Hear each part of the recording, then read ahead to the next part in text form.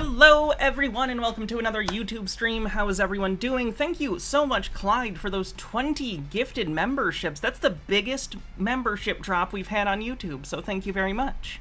Terradona, thank you for I always forget that there's the difference for having a membership, and I think that catches us up. Cool beans. So today we're covering all sorts of stuff. Like I said in the title, we're going to cover that -48 guy dying, and a 13-year-old now being the leader of their cult. And I think that's about it. So let's get into it. Thank you, Phoenix. Yeah, I like it too. I got it at, oh, why am I blanking on the name? It's a common store in malls. It's a plus-size store. Someone will say it. Someone will say it in chat. I'm forgetting the name right now for a second. Anyway, let's get into it. What are we gonna do first? No, not Lane Bryant. Torrid, thank you, it's Torrid. I got it at Torrid like 2 years ago. Oh, did you guys know that, oh, Becca, thank you for the $2 super chat, says, been looking forward to you covering this. Oh, thank you. Real quick, did you guys see that Mike Lindell's thing is still going? If you missed yesterday on Twitch, Mike Lindell is doing another election summit. It's going as well as you probably think it is. Holy shit, Clyde, is that 20 more? Thank you very much. Wow, you're killing it. Thank you. Anyway, Mike Pillow is doing another election summit, and it's going badly. Here's a question he got about money. Josephine County, my name is Holly Morton. Where would we get them, and how much approximately will they cost? Okay, well, I'm going to tell you right now that his plan, by the way, in order to stop what he believes is alleged election fraud, is that he is paying for drones to fly over election places and check for internet. Up until now, my plan was that we would be giving them out for this election, and that was my plan, but I ran out of money. That's why I'm holding another one of these large things where I rented space and had people come here. And that's why you see that LindellOffenseFund.org. If you're... Please give me money! Oh, I see why he's still doing these. This is a desperate attempt for him to try and raise money because he's broke. If you're a big donor out there, or if you're a micro donor, what we're going to... Micro donor? ...have up is we're going to have up, when we talk about the election crime bureau site, and we're going to talk about that in a little bit. You're going to find out how you can help everything going on in this country, even in your own backyard. They're going to have, imagine this massive site. I'll tell you a little bit about it now. About 7 years ago or 6 years ago, I developed the Lindell Foundation website. It took millions of dollars, and I. You spent millions of dollars on a website? Who ripped you off? I thought, you know what, people like him, and they like in their own backyard. But I had tested it in 105 countries or 102 countries around the world. So you could beam in to an exact need in your own backyard, or you could expand out and donate there. It was like this massive FundMe site. Okay, so he probably got super grifted then, right? Like, who had him pay millions of dollars for this site? But it was, you knew what you were putting the money to. You knew what it was going to do. And you knew it. I know, this is the most people who've ever had memberships on YouTube, so thank you so much again, Clyde. People can use emotes and stuff. And it was like... Yeah, if you missed it, YouTube does have emotes. I don't have as many as I have on Twitch currently. Oh, fuck balls.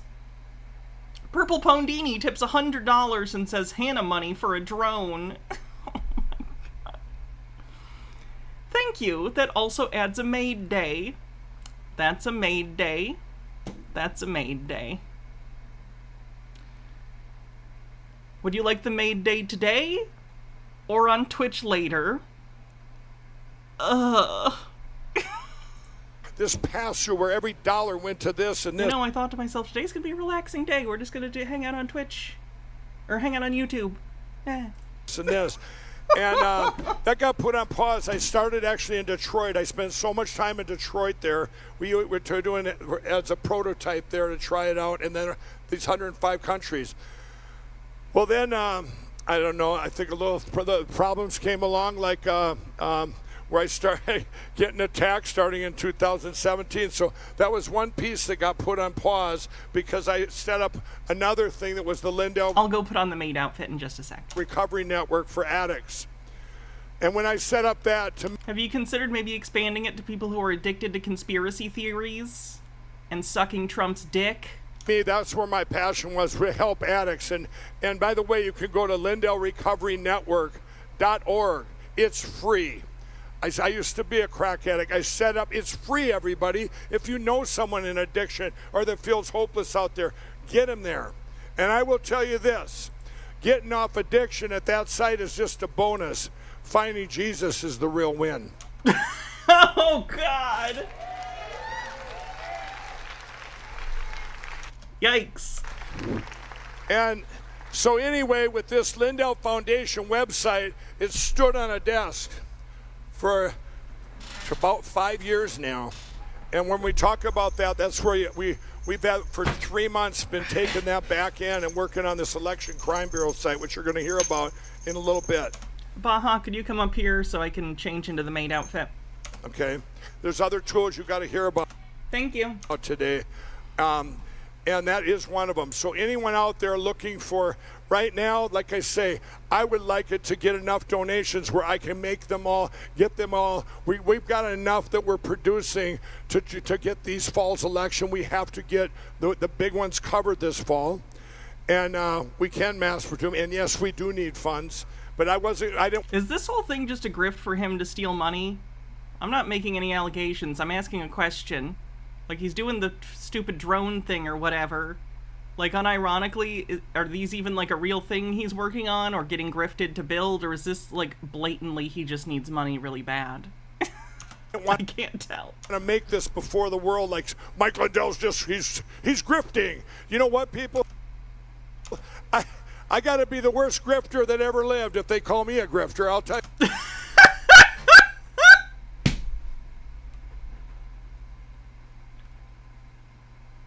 I don't disagree. That.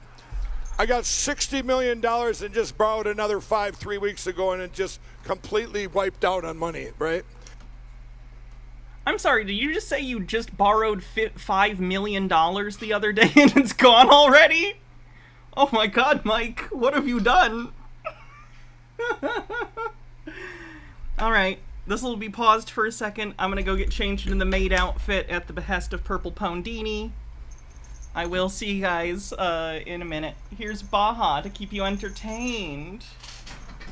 Entertained is a funny word. It's relative. It's relative.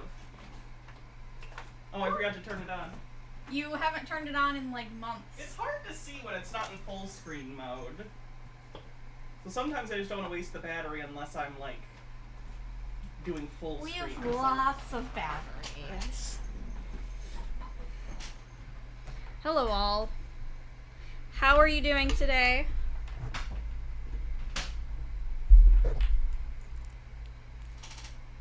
Thank you. I got this at Meijer like 5 years ago. I got this at Meijer like 5 years ago, and I liked it so much I got one in like every color. Oh God. Why does Hannah have this volume turned up so much? I don't want to hear myself blasting in my ear. You can't see it very well, but I can see, you can't see it very well, but there's lights on the sign.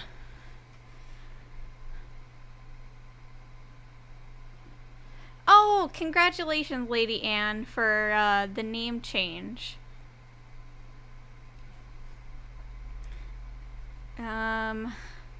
Baja, if you could explore any planet without concerns of how the planet's conditions would affect you, what planet would you explore? Probably Venus. Venus seems cool. Or Mercury. I wouldn't want to go too far from home, you know.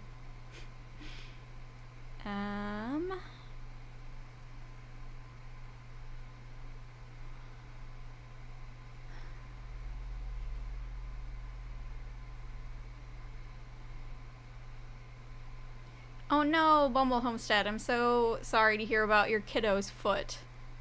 Why does Hannah have this in top chat and not live chat? She says she's a fool, and I agree. Sorry, chat. I probably wasn't seeing your messages in order because my wife is a fool.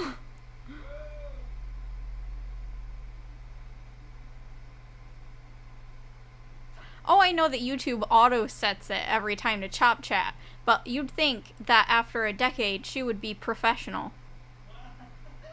D/Blu-ray. Oh my goodness. And Toxaholic tipped $25 3 minutes ago. I don't know if Hannah saw that one. Oh my god, I got like 3 made days. Yep, she's got like 3 made days. I'm doing okay. I've got a lot of work to do. Oh, sorry, it just comes up with the name. Like, I can't see anything other than what's said. I apologize, Clyde. I didn't... Like it literally the only thing that pops up is 2 minutes ago, name has tipped blank. I'm really sorry. Hannah said that she can edit that out. I'm sorry, I'm actually like crying right now. I'm really sorry.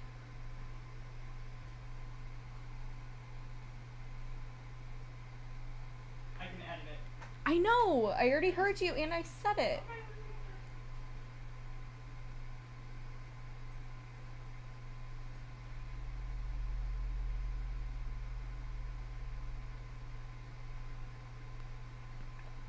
Hannah will be back in a second. Yeah, I'm sorry. I genuinely didn't know. I thought that it just, like, came up with whatever,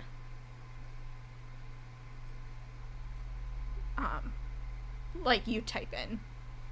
So, I apologize. I'm really sorry.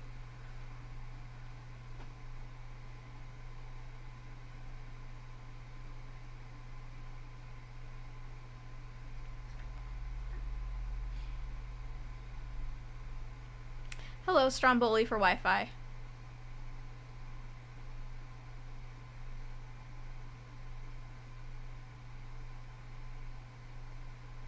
Adenine, guanine, thymine, or cytosine, which is your favorite and why?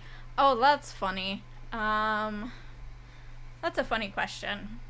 What if I went off the rails and said, uracil? What about that?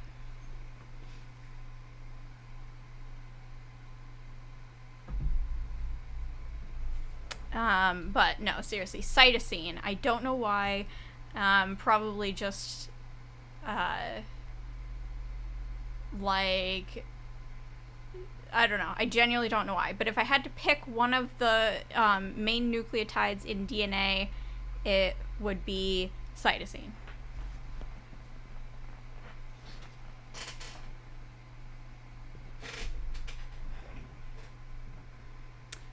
Which Great Lake is your favorite, and why is it Michigan? That's really funny that you asked that. Overthought. Hannah and I are actually going to Lake Michigan, I'm not going to say where, tomorrow with some friends, and I'm really excited. Yeah,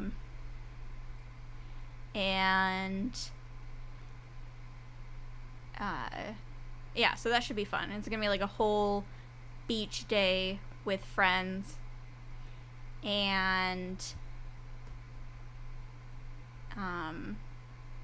I think I would say I like all of the Great Lakes just in general because they're, you know, large freshwater lakes. Maps and Mimics, thank you for becoming a member, and I will read your thing in just a second. So, Lake Michigan I love because it's so sandy and the water is just beautiful and big, and you can just stand on a dune and just look out and see water on all sides like you're looking at the ocean. I also think that it's cool that there are ferries that you can get on and go all the way across to Wisconsin. Lake Superior is gorgeous, and it's fascinating to me how deep it is and how cold it stays in the bottom. And that, like, shipwrecks get preserved, like the wreck of the Edmund Fitzgerald. And when, in like April, when things are starting to thaw, the sound that the ice makes when it cracks is beautiful. Like, it's gorgeous. It sounds like shattering thunder, and it echoes like little laser shooter sounds. It goes like brrr, like all across the lake and echoes back at you. I had a friend from high school who went to Northern Michigan University right in oh gosh, I can't remember what city it is anymore. But me and her mom went up to get her one day in April, years ago when we were in undergrad, and it was fun. We went to Presque Isle and listened to the water thaw. Maps and Mimics said, I just wanted to share that I went to a Ren Fair last weekend and saw a guy absolutely crushing the same maid outfit with a medieval helmet and shield. That's incredible. That is so cool. That's so cool. I hope that you had fun. I really like the Michigan Ren Fair. Could you repin this, please? Oh, yeah. I had to take it was all tangled. I had to take the thing off. Clyde says, shoot, Baja, don't be sad. I'm a mod all over. I've had worse. It's fine. I'm sorry that you tipped another $10. It was my bad. I didn't know. And Hannah will edit it out. I will. I promise. I'm sorry. Just a second. I have to pin part of the maid outfit. 420, blaze it. Oh, it is 4:20. Wow. I didn't realize it was this late.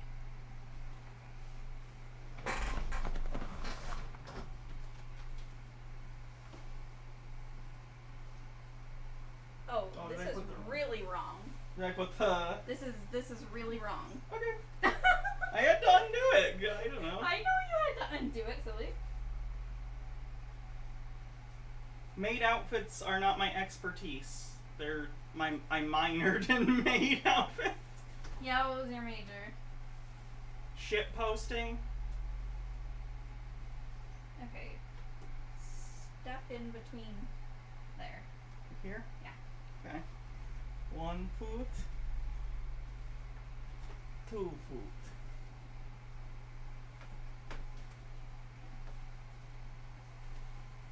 Oh, that won't happen. Yeah, well. Oh, I see. Because you're stepping on the... Oh, I sweated into my... Oh, God, I got makeup in my eyes from sweat. You did this, chat. It's fine. I'll get it once it's done. Okay. I blame you, chat. Okay, you keep moving. I need you to... Okay. Sorry, chat. Just a second. Oh, that's why it wasn't fitting. You like pulled this behind you. You have to take it off again. Ah! Okay. Hi, everyone. I'm working on the apron part, or by that I mean my wife is. Have we given up? No. I was just letting them know I'm still here. I was shouting. Clyde says, leave the name. Are you sure? I can absolutely take it out, and it is not a problem for me. And I gotta add a couple maid days too, I know. Like, no matter what, I think that we should take it out. Take what out? The name? Okay. Like, I don't want to just leave doxing someone. Now I'm so confused. Yeah, I don't know what's going on with it either. You can sit back. Okay. I'll keep going while that's done. I just look like a maid on her break, I guess? I guess I'm on my break, kind of. Xandris, thanks for becoming a member. Sorry, everyone. Hey, they wanted the maid outfit. Yeah, I should be more proficient, though. Whew! I mean, it's something you literally can't get into by yourself. Okay, come here. Ah! Sweat, makeup, eyeballs. Whew! Okay, I got it.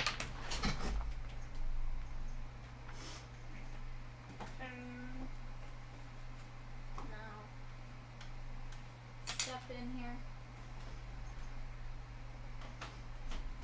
Okay, no, don't move. Okay.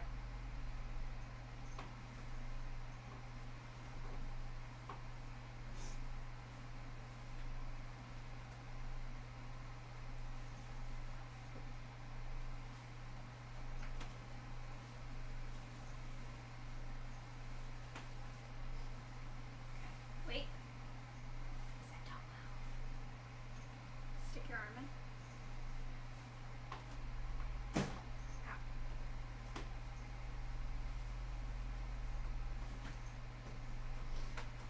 I have to. You have to what? I'm sweating. Okay. I didn't say anything. This is just a disaster, chat. It's a disaster.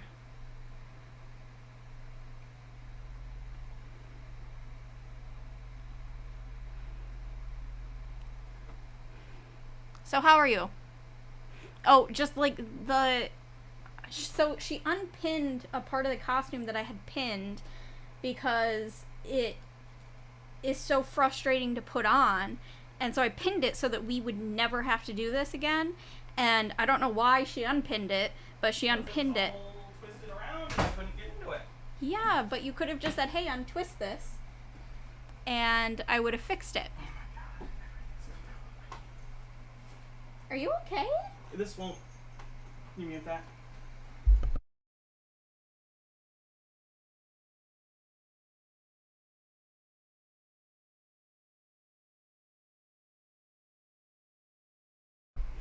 I have never been to Mackinac Island, no. We were supposed to go in 6th grade, which is, so my elementary school went up to 6th grade, and we were supposed to go in 6th grade, but the school couldn't afford it, and since everybody is, like, low income in the school, because it was in Flint, like, they couldn't just be like, oh, parents, pay for your kids to go, because no one would have been able to go anyway. And yeah, so I just never got to go. Oh, no, we're not going to call it a day. Hannah's going to come back.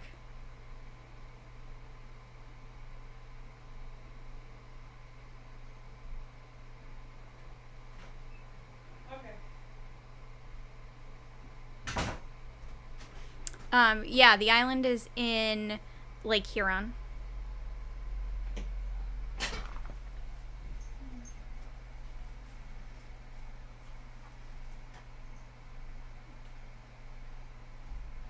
Almost there, Chad. I'm sorry. So sorry.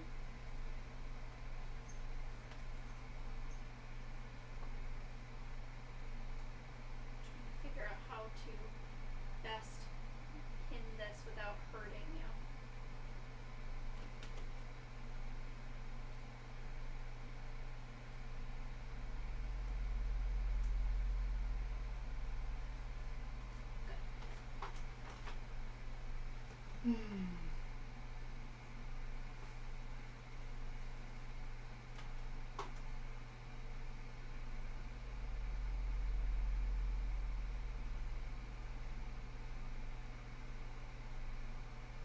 One more minute. This is the. Oh shit! Someone just did a super chat too. Did they? I feel bad. I'm giving you guys the worst show ever so far. I'm so sorry. It's okay. Everybody understands. And it's not like, you know, I wasn't there. I was talking. Okay, we did it. We fucking did it. Woo! Goddamn. Okay, we did it. I'm very sweaty, but we did it. Hi everyone. Look, the streamer's back. Clyde, holy shit, another $20 says if you need me an extra mod, keep me in mind. Will do. Thank you. Thanks for the offer. We only have 2 mods right now, don't we? Yeah. I don't know how to do it. Can I just do this? I think you click on their name. There. You are now a mod. Do not abuse. Brockgum with $20 says, for chair stream. And Becca says, I identify with your costume and makeup struggles. You're doing great. And as far as I can tell, you haven't snapped and burned anything yet. Good job. Thank you. Also, Xandris became a member. Oh, thank you, Xandris. Appreciate it. All right. My hair's going to frizz from the sweatiness, but deal with it. I'm in the maid outfit. Do you want me to turn the air on? Yes, please. Okay. Au revoir, chat. Whew. All right. We're back in it. And but like I said, I think I said it to the Washington Post once. I said, I will spend every dime I have and borrow every dime I can until the last dime is spent to save our country.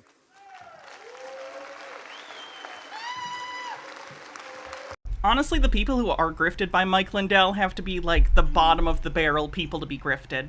Like, this is where you go when all the Nigerian print scams have already gotten through you. Olive says he wanted to be my mommy, and now hi, Thank you. I love you. This is happening just south of you? Well, that's good. Hopefully it's downwind.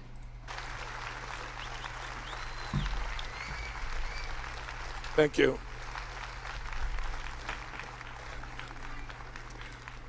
Hey, Raj. Hi, Mike. How are you? Good to see you. Mike, are you going to still answer? We're gonna come back to the plan and stuff again, but I want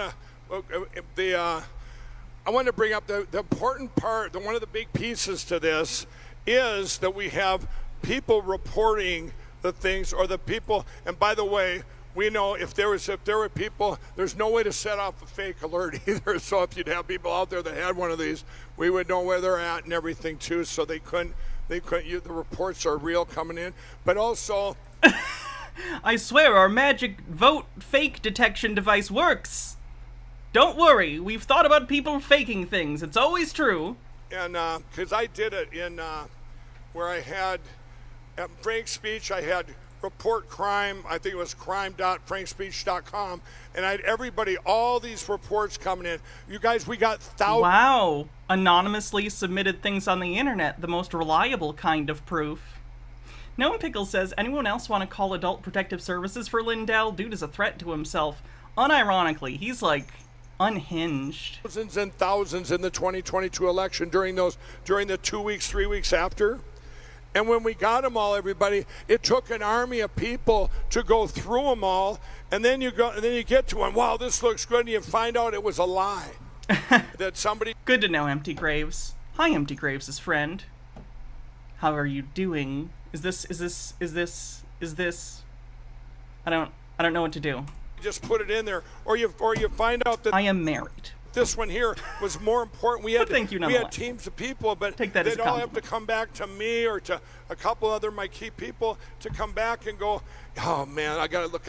It's what to leave in, what to leave out. These two, there was so much evidence and stuff that poured in. Everybody, that poured in. It took so many people that we, and then you're going to hear about that at the Election Crime Bureau. But one of the what a psycho. So anyway, he's still going. Just thought that'd be funny to take a look at real quick. All right, moving on. Now I'm listening to people that know a lot more than I do. And they are saying that the White Hat operation is in full swing. And roughly within the next 60 to 90 days, there's going to be a lot of information that's going to be coming out. And you know how it'll be true is because all the people that you've seen out front and all. Yep, that would heat things up. That would heat things up a bit. All of a sudden, they just start disappearing. You don't see them anywhere. Wait, I got to restart. I was focusing on something else. I'm sorry. Now I'm listening to people that know a lot more than I do. And they are saying... Other randos on the internet, I'm assuming? That the White Hat operation... He means white hat. I think. They usually say white hat. I think I saw someone say white jacket the other day. I feel like they're all kind of losing it, even more so. is in full swing, and Baja's trying to melt me. Baja can always make me melt. roughly within the next 60 to 90 days, She knows how to do it, too. there's going to be a lot of information that's going to be coming out. And you know how it'll be true is because all the people that you've seen out front and all of a sudden they just start disappearing. You don't see them anywhere. You know what I'm talking about? So the White Hat operation is in full swing. The upper heads of it, from George Soros, Klaus Schwab, they have been taken down. And I think people would notice if one of the richest people in the world disappeared, or multiple of them. I think people would notice that, probably. told to, you know, You ship me and my wife. That's cute. That's very cute. I ship us too. That's basically what marriage is. It's you and your hopefully best friend agreeing that you ship each other for life. but they've still got the little thing that they're pushing through the news. So I wouldn't be too worried about what you're hearing on the news, but they still have people in the background that if anything happens to them, it continues on anyway. It's like what they call a dead man switch. It's kind of the opposite of a dead man switch. Okay, that's just what it is. Well, Like a dead man switch is literally when you die, it something triggers that like will release or stop or like it's basically a fail safe. The idea being like, let's say you had secret information on someone and they wanted to unalive you, and you were like, hey, I have the information set on a program that is, you know, in the cloud somewhere, and if I don't report in for 48 hours with a passcode that I have never written down and it's only in my head, or biometrics or something, whatever, then it'll send it out to whoever. That's a dead man switch. It's something to protect you in case someone has a reason to kill you, basically. It's saying, if you do that, something bad will happen. It's a disincentivization. It's being disincentivized. oh, you know who? More literally, it's a thing on a train where, like, I don't even know if this is a real thing anymore, but I guess at some point, or it's said, that there's a switch on a train that you have to constantly hold. That way, if the conductor suddenly dies, the switch will turn off and the train will stop more or less safely. Like I said, he set that in motion day one of his presidency. And all of the middle and lower parts and everything, that's what's being taken out now. You see how the Democrats and some of the people, the ones that were out front, you ain't seen no Pelosi around and no, Probably on, like, right now, I don't think Congress is in session. So I don't know, like, what she's doing, but you could probably go look up her right now and find something in the past week. That's a weird claim. Schumer and Nadler, Schiff and all them, you know, yeah, all the January 6ers and all that, you know. Even though Liz Cheney, ain't heard much about her either. And if you heard, you ain't seen much of her either. And you had heard. Lady, please, just go to your vehicle, please. I'm not leaving here until you listen, leave the parking listen, lot that I live sweetheart, this is America. This is a free... in. I know Black Lives Matter. Get your ass out of here. Get your fucking ass out of this What is wrong with racists? parking lot. Oh, I think I paused that at the right time. Jesus. These people are nuts. Okay, moving on. Oh, remember that Stop the Steal guy? Who got caught allegedly trying to proposition underage boys? He's doing great. Thank God, I've been delivered. I'm not getting charged in any of this crap. And it's like, that's why I did the protest. I was hijacking the Matrix. I was depriving it of the power it wanted. And you know what I did? I stuck a fork in that thing. Breaking out of the Matrix by grooming underage boys. What? I stuck a fork in the plug. I was like, oh, you want power? Let me show you what your power wrought. What? And all I did was like speed us up a couple years. And I needed to speed us up a couple years because they're planning to slow kill us. And I'm like, well, if you're going to kill us, I want to die with some dignity. You want to die being known as a groomer? I want to die having history judge you. I'm intellectually working on clarifying these timelines and how they work. And, because I get a lot of friends, I get a lot of lawyers who text me, call me, and ask me. I'm like this Oracle of America. And, I haven't used that term probably since 2018. But, I'm re-embracing it. I'm America's Oracle. I am the Oracle. He thinks he's America's Oracle. And like the Oracle of Delphi, it's just hallucinations. Business activities, all of our moral and religious activities, and all of our governmental and political activities.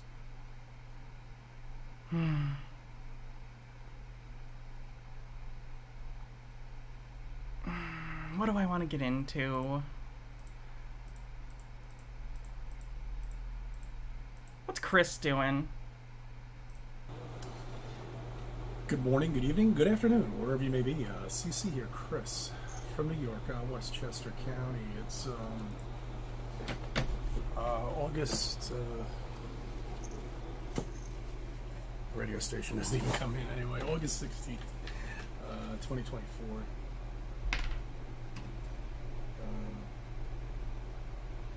Summer's almost over, guys. You basically have 8 weeks of summer. It's funny though, because like when Thanksgiving comes, which it's right around the corner, remember, keep your mouth shut. Chris, if you want to make yourself seem obnoxious and out of touch to your other relatives, feel free to talk about your flat earth stuff, that's fine. But like, they're probably not gonna believe you because you're wrong.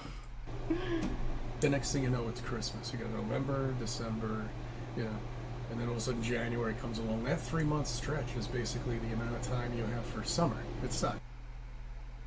Wow. It's almost like they're both seasons. It's almost like seasons last roughly, I guess it depends on where you are in the world, but seasons are kind of a 3 months. 12 divided by 4. So 3 months? Yeah. Gnome Pickles with $10 says, Chris, are you filming a video here? Look, this is why I called you into my office. We just can't have you do this on company property or while you're employed by us. So then you have another 3 months. I can turn it up more if you'd like.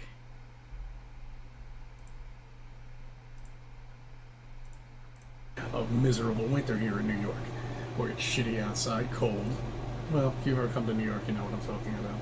But it's so short. You know what I'm saying? But people work Monday through Friday. So they have 2 days on the weekends to do something. And if you have a family, as I do, you have time for nothing. Nothing at all. Not even a simple phone call sometimes. Are you just salty that you're an adult and have responsibilities? Why, if you don't want that, why did you have a kid and why did you get married? See how busy they've... Is it still very quiet?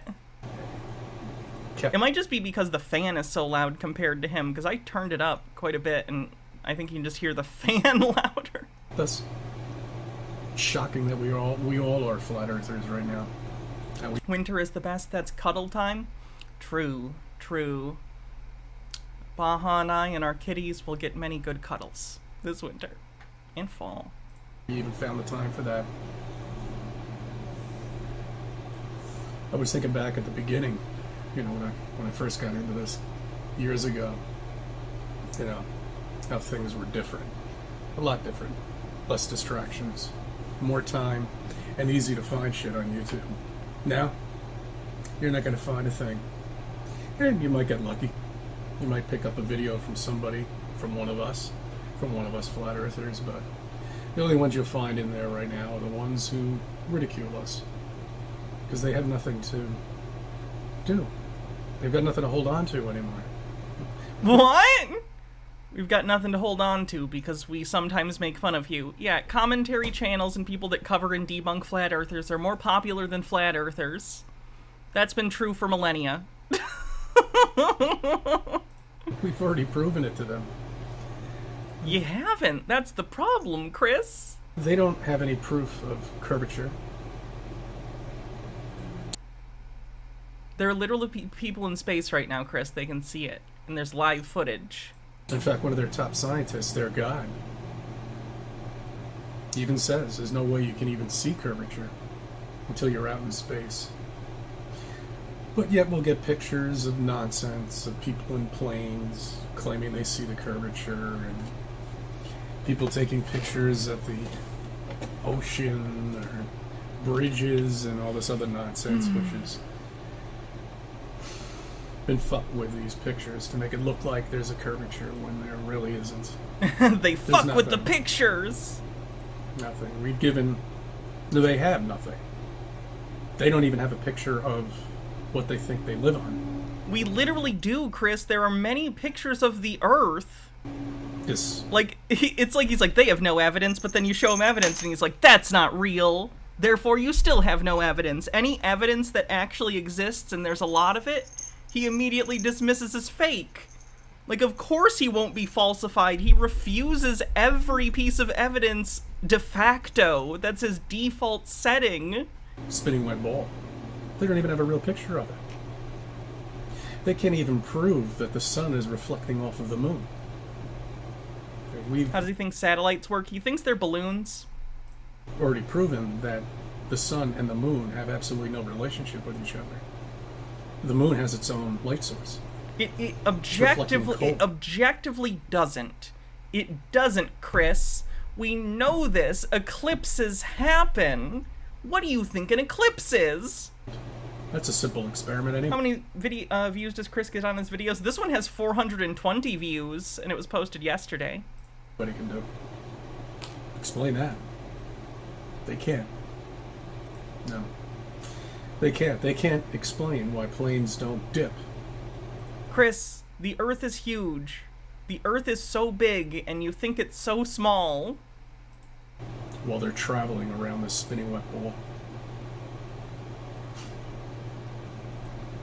Our long-distance photography now is up to 714 miles of no curvature. Chris, long-distance photography photos, and I don't know if it's that far, but long-distance photography photos are taken from high elevations specifically so you don't have curvature in the way. That's why you can't do it somewhere, let's say, Salt Flats in Utah, right? Like, you couldn't take one from sea level there, from ground level, right? Not how it works. They have nothing. Nothing at all. Except an amazing Walt Disney World. They can't even prove space. They can't even prove stars. I don't need to prove space to you, Chris. We're in it right now. We're just on a planet in space. They can't even prove that that star is trillions of miles away and how it could be emitting light and that our eyes can see that light. Chris, all of these things have answers. You just didn't want to look them up. You can look up the answers to these questions. How do we know how far away the sun is? How do we see light? What causes us to see light? You can look these things up. How does light travel in a vacuum? These are questions you could look up anytime you want, but instead of going on, I don't know, even the internet and just looking it up, you instead turn to a camera and vomit your ignorance out into the world. It's so weird. You can prove that. They have nothing. They can't prove gravity except by throwing a mic on the floor and watching it drop. That's their proof for gravity. No, that was a joke aimed at you guys. Do you think that was a scientific demonstration? He was making fun of you. It's really bad, guys. And these are the people that are fighting us. These are the people that supposedly know it all. Have all the equations and all the answers. Not all of them, Chris. Everyone in the world has, like, the vast majority of people have something that they have expertise in, right? That thing can vary, right? Your expertise could be in something you have, like, a PhD in, but it could also be in, I don't know, maybe you are a chef or a cook, and your expertise is making food. Maybe you have a very specific job where you file things, and you, like, know that filing system and how to effectively do your job, or whatever your job is. You are an expert in doing those things as effectively as you possibly can, if only because you've done them for so long. Gnome Pickles, thanks for $2, says, Chris, I can answer, and he's screaming, well, Chris, I can answer, and he's screaming no. Anyway, as I was saying, like I, for instance, I would say the thing that I am good at is streaming, right? Like, I'm not the best at it, but in terms of my skills, I'm good at that, talking at a camera and making sure everything's running relatively okay. You know? And finding stuff like this. But, like, that doesn't make me good at all things, just like you having things you're good at means you're good at all things. Someone like Neil deGrasse Tyson, I'm sure he's great at his specific field. Doesn't mean he's right all the time, though, and in fact, he's made an ass of himself before, right? The point isn't that, like, you need to listen to people at NASA for every answer in your entire life, but when it comes to things about space, yeah, they're ones to ask, because the people who work at NASA, that's their expertise. It's not about an appeal to authority. It's about understanding that we live in a world of people who specialize. We all have specialities. So you go to the people whose speciality it is to figure these things out scientifically, and that would be people at NASA or other people who study things, you know, different astronomers and astrophysicists and stuff. That doesn't mean they know everything, but collectively, if you look at all scientists as one body, yeah, I guess we know a lot. But it's not a homogenous group. When they haven't proven anything except the stupidity. Says you, I ask NASA what I should have for breakfast. Oh, space eggs again. I hope they weren't fertilized space eggs. You're gonna get little Buzz Aldrins. Of the belief of living on a spinning wet ball, and how indoctrinated they are, and how powerful it is. That once as a child, you were taught that you live on this, and they can't let it go. That's indoctrination. That's a religion.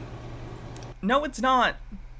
That's like saying math is a religion. No, being taught things isn't indoctrination inherently. Indoctrination has connotations that are not at all what is happening in the educational system. It's sad. At least not for the thing you're talking about. That they can't let it go. Because we have. It's long gone. Bye-bye, spinning wet ball. We know what we live on. We know there's a God that created everything for us here. Interesting usage of the word no. It's fine that you're religious, Chris, but it's weird that you're willing to immediately throw away actual material evidence and instead rely entirely on faith, and not only faith, but call that faith knowledge in the objective sense. Like, you know this. Like, your epistemology on this is just like, I just know it's true. Like, that's it. It's like de facto knowledge for you. Kind of weird. Double standard, but okay. Thank you for subbing. I thank you for viewing my videos. Let me be a part of your life.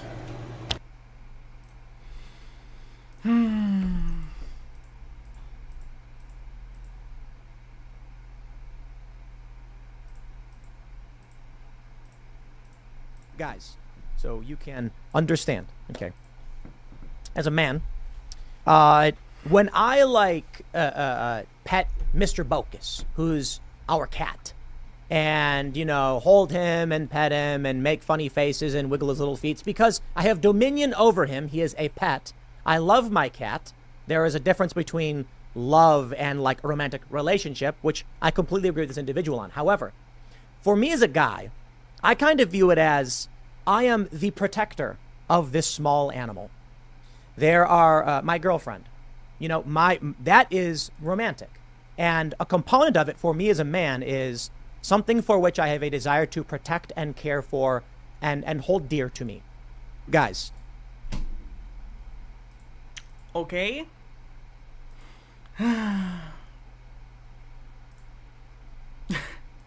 This is kind of funny.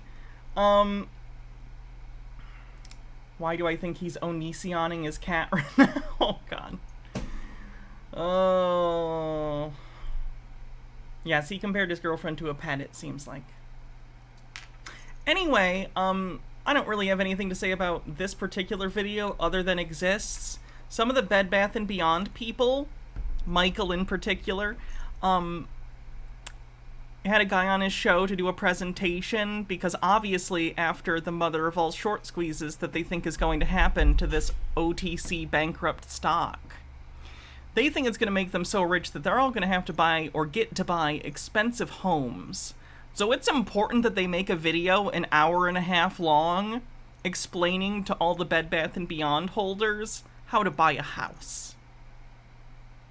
This is the thing they spent time on. Clyde with $10 says, Hannah, how do you like Troma, and have you seen the new announcement? I don't think I saw the announcement. I like a decent bit of Troma stuff. I like the Toxie stuff. The one that was like a parody of KFC was kind of funny. I haven't seen a ton, but I've liked what I have seen for the most part.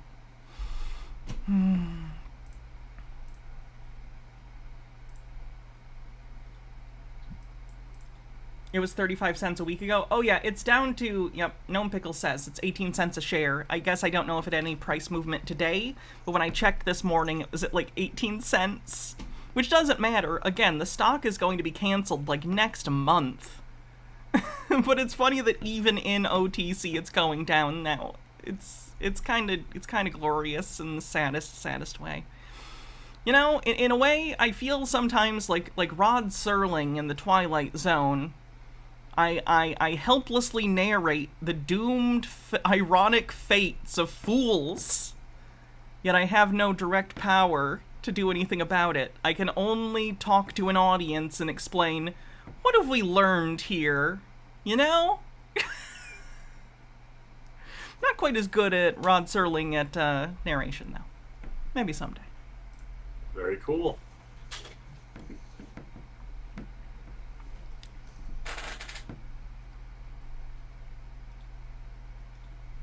How would the Crypt Keeper describe the situation? Ooh, that's a good question. I also like the Crypt Keeper.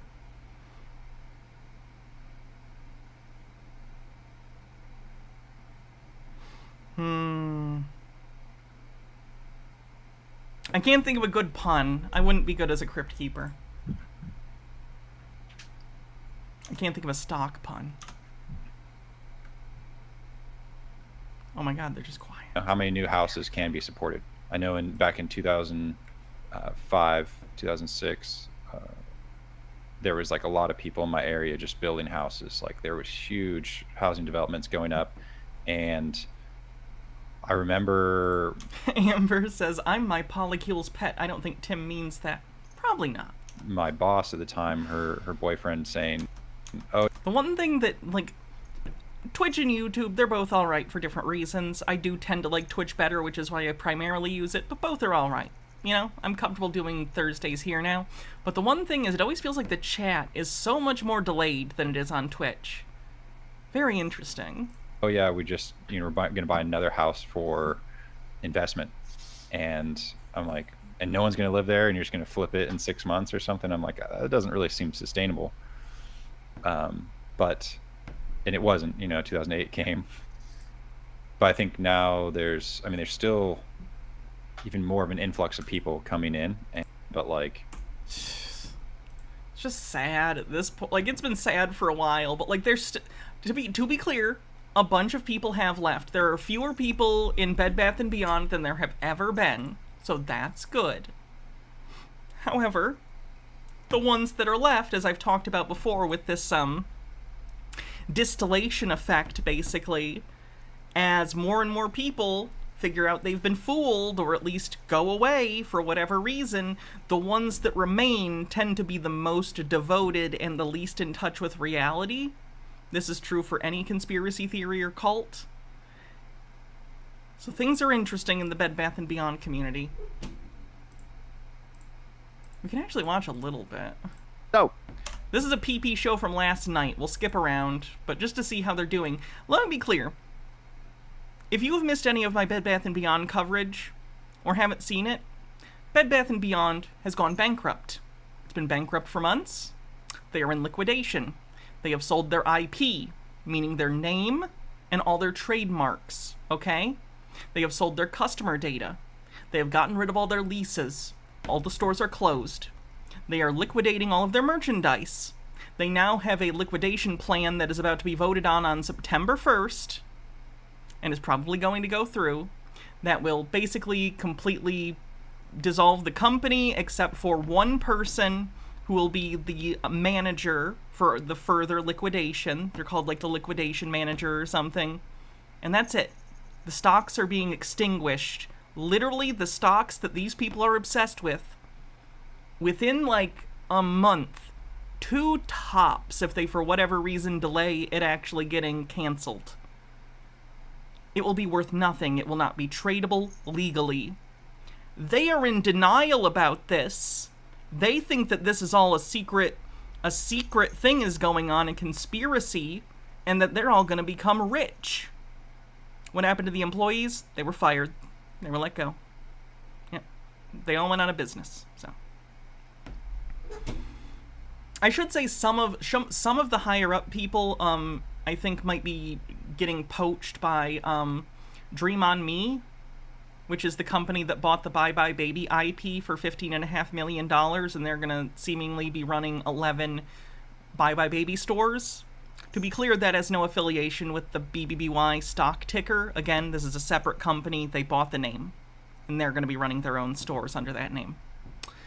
So I believe they did take a few executives or something, and they might be taking some of the employees from those stores because they were previous leases of Bed Bath & Beyond. But no, for the most part, everyone's let go. Did they get any money before they're fired? No. Let's go ahead and start the show tonight. We also do have Realize joining us as well tonight. He does have some shit to talk about as well. So expect Realize probably in the next 15, 20 minutes. Other than that, man, we'll go ahead and start the show. Chat, please give a warm fucking welcome, man, to ABC.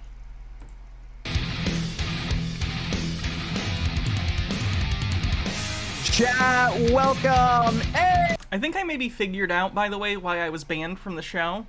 On top of everything else, of course.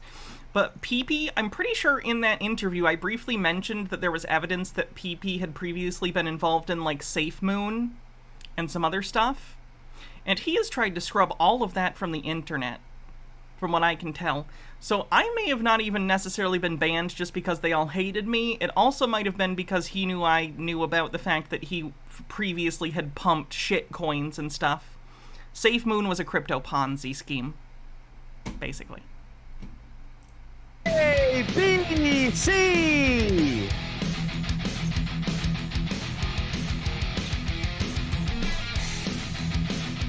Welcome to the PP Show. The little guy always loses. Maybe, but at this point I'm just wondering, is he just swing trading off this?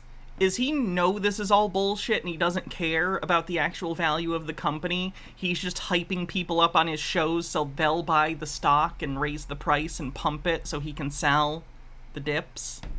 I don't know, or sell the, spikes. I'm not saying that's true. It's just a, tinfoil, as they like to say. Just saw the PP interview. What a... yeah, he's not great. ABC, how you doing tonight, man? Good, man. How are you? Good. Yeah, just hanging out, just been looking at some of the stuff that's been coming across the desk here. And other than that, not a whole bunch, man. Just some interesting stuff all around. Yeah, I mean, lots of loose ends. We saw the Larry tweet. I'm still going over that new Dream on Me distribution fulfillment center in New York there, in New Jersey, sorry. Yeah. Dream on Me, the company that bought the Bye Bye Baby intellectual property, is apparently leasing part of a warehouse, a distribution center near their headquarters. I believe they are one of 4 people who are using this, and I don't know how much of the actual facility they have rented, but it's a quite big, like, distribution center. It's clear that they do intend to up their business, and they're going to try and leverage the Bye Bye Baby intellectual property that they bought from Bed Bath & Beyond. They're going to leverage it to probably try and grow their company, thus the new leases, I think, on the distribution center. However, For some reason, these guys think that has something to do with them. It doesn't. Again, this is a completely separate company that bought some of the stuff from BBBYQ, but they still talk about it as if it's good for them, even though it has zero to do with them at all. Also, they seem to think that they're using the entire distribution center and that they own it, which they do not. They are leasing. They are leasing space from the company that owns the distribution center. But let's not get facts get in the way of a good conspiracy. Just lots of nice, cool stuff to occupy me. Yeah, the warehouse is fucking massive, man. Yes, because it's a space that's leased by multiple companies. Which we need to get into. It's fucking 45,000 square feet. I think someone said it. 450,000. My apologies. Are you sure it's 450,000? 450,000. Really? And about 2 hours. That sounds like a lot. Hold on. 450,000 square feet. I need, in my head, I need to figure out, like how big would that be? How big would that be? Would I host a reality show? I would do anything for a paycheck, if I'm being honest.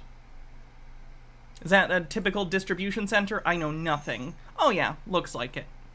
Okay, yeah, when I go to images, it shows, and it comes up with, like, Amazon warehouses that are that big. So it is a typical distribution center, and they are renting a portion of it. And 30 minutes away is... I should have neon lights. Yeah, there are lights on this, but they're hard to see unless it's full screen. But yeah, at some point I'd like to get more, like, lighting stuff. Not sure when I'll be able to, though.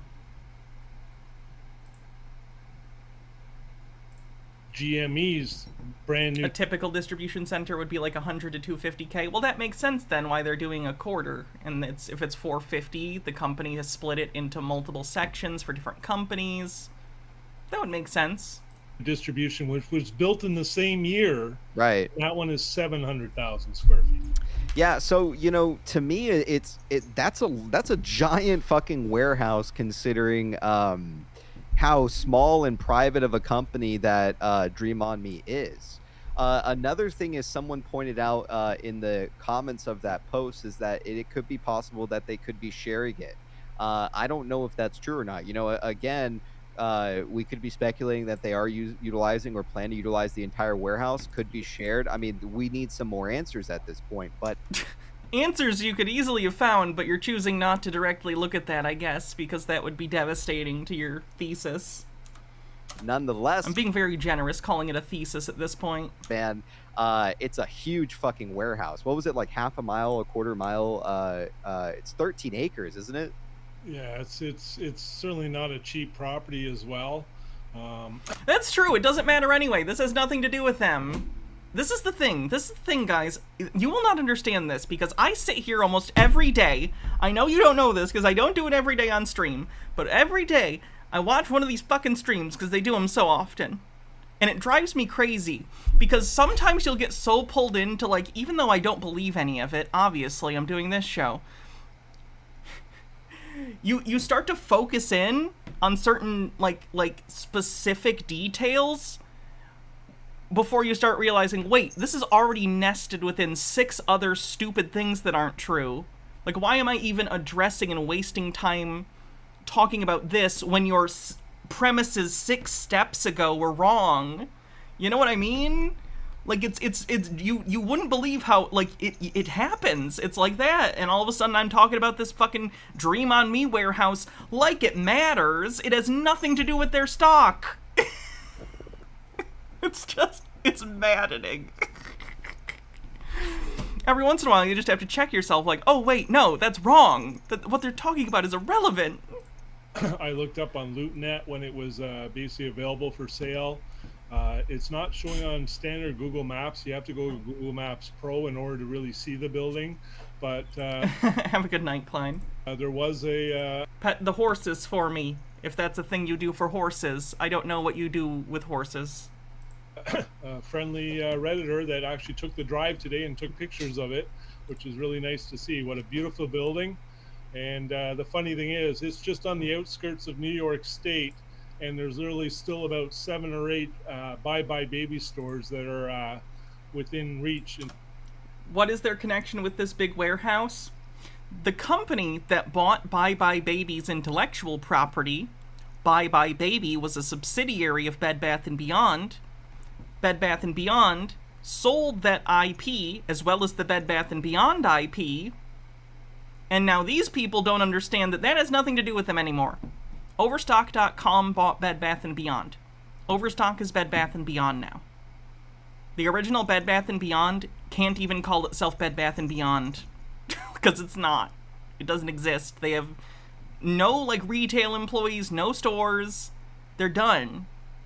Dunzo. Over. But now these people, because object permanence is difficult for them, I guess, see somewhere like, oh, this is called Bye Bye Baby. That used to be part of Bed Bath & Beyond, so this must have something to do with me. It doesn't. It's a different company. Another company bought it. You don't have stock in that company. It's not even a public company. Okay? Cool. In terms of distribution, so it's a well-positioned location. Yeah, and I think someone mentioned that it was like... There's nothing wrong with shared warehouses. The problem is I guess you need to know more of the lore to understand. Their thesis is that they think that Ryan Cohen, along with Carl Icahn and several other activists, investors, are going to secretly create a competitor to Amazon using the corpse of Bed Bath & Beyond, AMC, GameStop, Blockbuster, and Sears. They think they're going to Voltron these bankrupt dogshit companies into an Amazon competitor. So when they're talking about this warehouse, in their head, what they are trying to say is they think this is evidence that they are getting ready to be an Amazon competitor and have warehouses like Amazon. How would that work? It wouldn't. That's why it's one of the many reasons it's not true. It doesn't make any goddamn sense. It is like you really can't think about it too much. Like I've spent so much time trying to understand their thought process on a lot of this. It's a conspiracy theory. You can't think about it as any sort of like logical exercise, because it's not. It functions like QAnon, not like any reasonable discussion about a stock. New build, and it also is it was under construction for a long time, so yeah, I mean, it's a huge fucking facility. So I was actually talking to Cass today about it too, and I wanted his thoughts. You know, I called him and I was like, you know, what do you think? I mean, this is a really large facility. And then I told him about the guy who wrote the post. I don't know if you saw it, about something with like an eggshell, where it's like Bed Bath is like an eggshell. And I was telling Kaz about it. I'm like, Kaz, this is the same shit you were talking about like 3-4 months ago, and like people are literally now talking about exactly what you were saying. Kaz always said it. He said this is going to be a reverse merger. He said we were going to go to OTC before OTC was even a thing. Okay. Everyone knew it was going to go to OTC. You guys were just in denial. You guys were in denial about that. Also, Kaz really, really needs mental health treatment. Please stop bringing him on your show and exploiting him. And it's based off something that he was researching at the time. And he said in that post with the eggshell, it says that the best way to do a reverse merger is into a company that is already on OTC. A reverse merger is a smaller company buying a larger company. It's not what's happening. I mean, this was blowing my fucking mind reading it, which we'll read tonight as well because it's an interesting post. But before we bring in Michael, did you get a chance to read any of that stuff that I'm referring to? I haven't. Is that the one? I forget the gentleman's name that wrote it, but I think it's by Bye Bye Baby or something like that, or it has to do with the asset sale. You got to resign too, and guess what? Oh, this is funny. This is so funny. One of the people they think is involved in their conspiracy theory straight up said on Twitter, "I am not. I have nothing to do with Bed Bath & Beyond, period." How do you think they took it?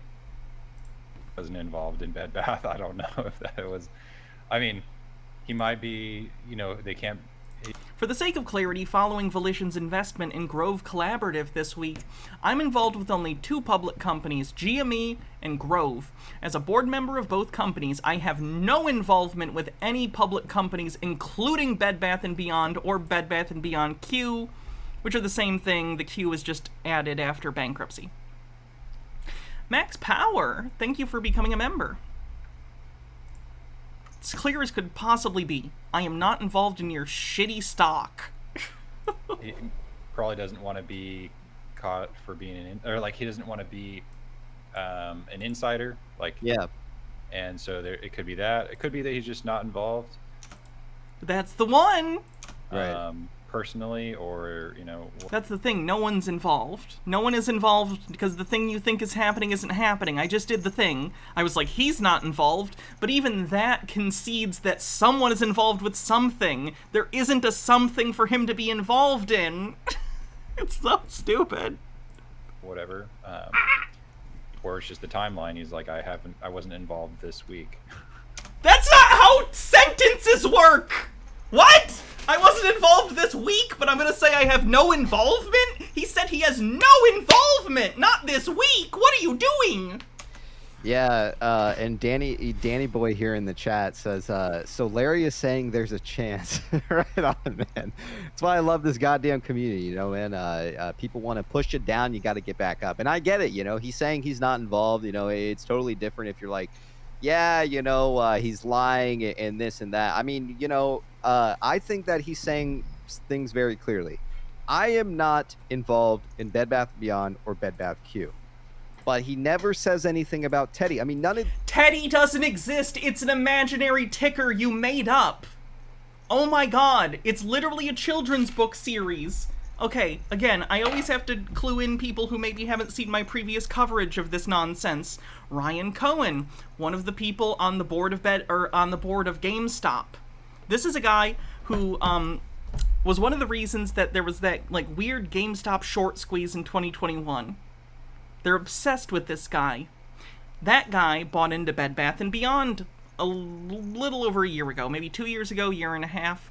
Anyway, almost exactly a year ago, he sold all his shares after, I think he got up to 12%. He owned 12% of Bed Bath & Beyond at some point, which got people like this to buy in because they are all obsessed with him. He sold, and then this price immediately went down. So basically, whether he intended to or not, what he effectively did was pump and dumped the stock on these people. But they're obsessed with him. He's like a mythical figure in their cult. He's like a Jesus figure, basically. Anyway, he happens to have a children's book series called Teddy. He has a website for it and everything. And these people believe that this is a conspiracy and that the books aren't really children's books. They're a placeholder so he can have a website and trademarks for Teddy, which they think is going to be basically Bye Bye Baby, but with a new name. But Bye Bye Baby's IP and customer data was sold already to another company, and they have no merchandise left. So what would he even be buying? So anyway, when they say Teddy, they're talking about a fictional company they made up in their heads. Well, he didn't say anything about my delusions specifically, so it must be true. These guys do. Pulte, he wouldn't talk about Teddy. If you notice he wouldn't talk about our imaginary company we made up. Questions last night. So Carter's the one who asked him about Teddy. Teddy never comes out of Pulte's mouth, okay?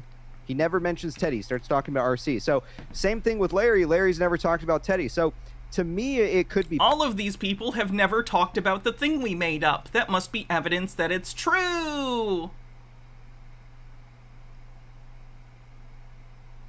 This would be like saying Joe Biden and Hillary Clinton have never brought up the race of guinea pigs that live on Mars that I know are secretly controlling everyone's mind.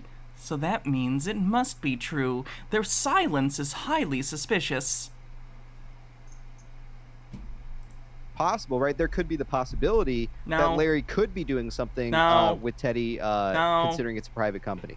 It could, or or Dream on Me, or whatever it may be. It could be possible, right? So you're saying there's a chance. He literally did it. He literally did it. I think the key, guys, is that in that tweet right there, it literally identifies I am involved with only 2 public companies, or public companies. If he was just being general, saying, hey guys, I'm only involved in, Grove and GME, there's no need for the redundancy of the word public. He has no obligation to disclose to you what private companies he's invested in, if any. Because they're private companies, and the investors of private companies don't necessarily have to be disclosed publicly in that way. No, it's not a secret message. No. And he could just simply say, I'm involved in no other companies here. But the key is the twice mention of public. And that, to me, is the definition of his involvement. Okay, well, you're invested in a public company. The ones he listed, this is what you're invested in. And he said he's not involved in that.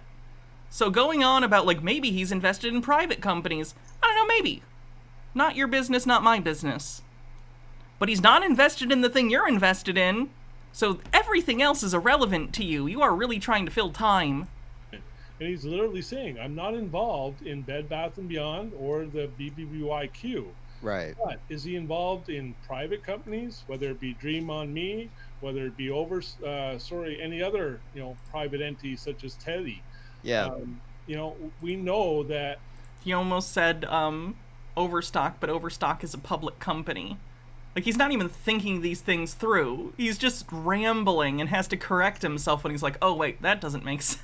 He has tweeted things like and beyond on that that dropped. Yeah, it's not only that, it was, and I made a post about this earlier today too, and not a lot of people are into the tinfoil and stuff like some of us are, and that's fine. But to me, I think there's a clear indication of something was going on at this time, because again, the delayed, it was the 10Q which was delayed. Okay, we had weeks and weeks worth of delays on that 10Q. We were constantly checking every week, okay, is this the week we're going to get the 10Q? No, it's going to come any day.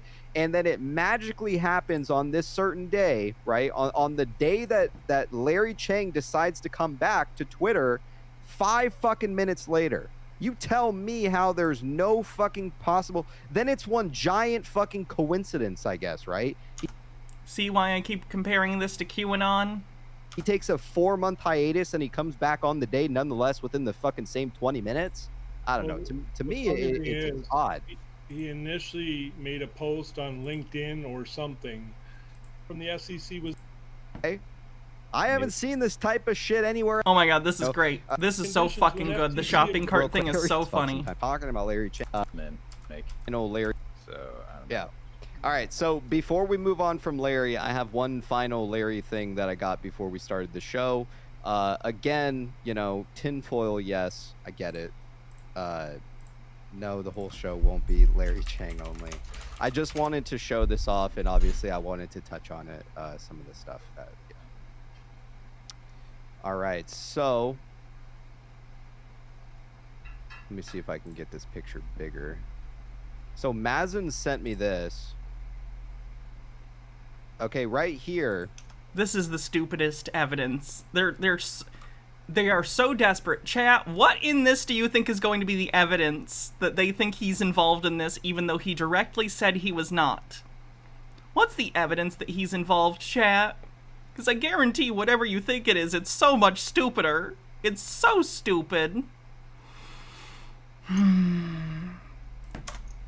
There is a full shopping cart. All right, again, tinfoil. I get it. Steak says the Larry Chang show. Right on. We tried getting him on tonight, so. All right, so we have a fucking full cart right here. Tinfoil, I guess.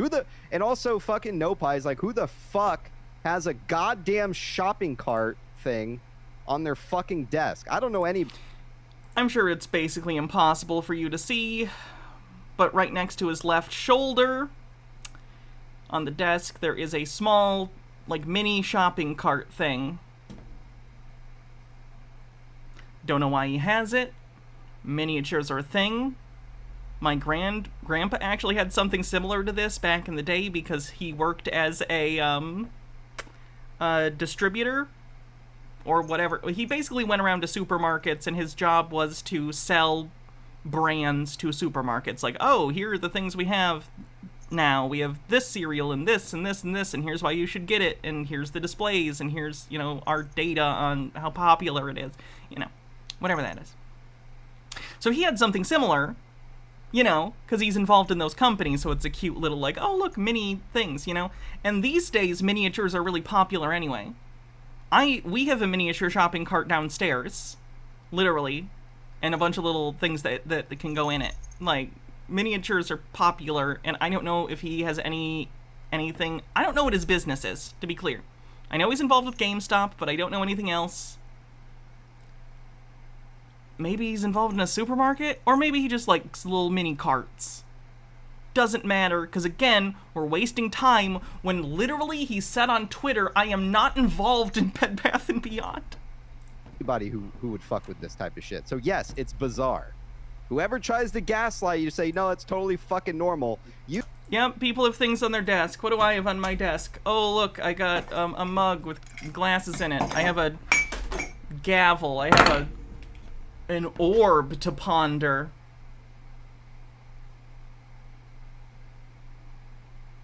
People have different things on their desks, is the point. Like, there could have been anything on that desk, and you would have come up with some reason.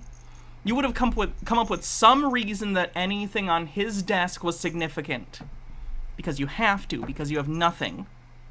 You send me a fucking picture of your boss with a goddamn full shopping cart in his desk. I'd love to see it. I mean, how many like just coincidentally things in the background have we seen so far, right? The teddy in the chair. Here's a better picture here. Yeah, go ahead, Michael. I mean, just like Is it a GameStop shopping cart? Because he works at GameStop. All these hints, right? You know, it's pretty crazy. Why would this investor who's invested and works at a retail store have a cart on his desk? Yeah, I mean, yeah, people will say, well, I don't even know if that's what it is, if I'm being honest. It's quite blurry. That could be a variety of things. There was a teddy bear in the Dream On Me thing. Everybody has teddy bears. Everybody just leaves teddy bears in the corner of their office, perfectly in view. Yes, I would say that teddy bears are probably one of the most common objects in an American home. I don't think that's weird to say. If you have kids or have had kids, or if you were a kid, kids often have stuffed animals. Teddy bears, I would argue, are probably the most common stuffed animal. People have them. So every time you happen to see one, you think it's significant, but you don't take note of all the times you don't see one. Like, you're literally, this is a known cognitive bias that you're indulging here. Camera, things like that. I mean, I guess, again, it's speculation, it's tinfoil, but it's there, right? You can't deny that it's there.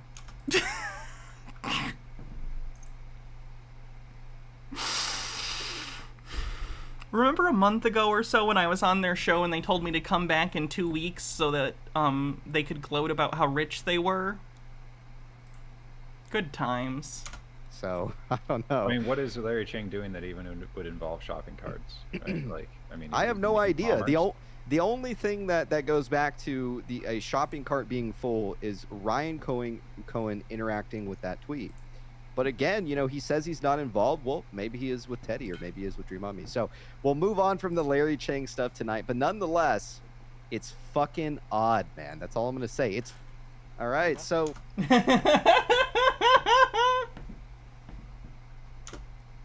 so what's been on your mind lately, Real? You got anything for us tonight, or anything that you think is Oh my god, am I on it too?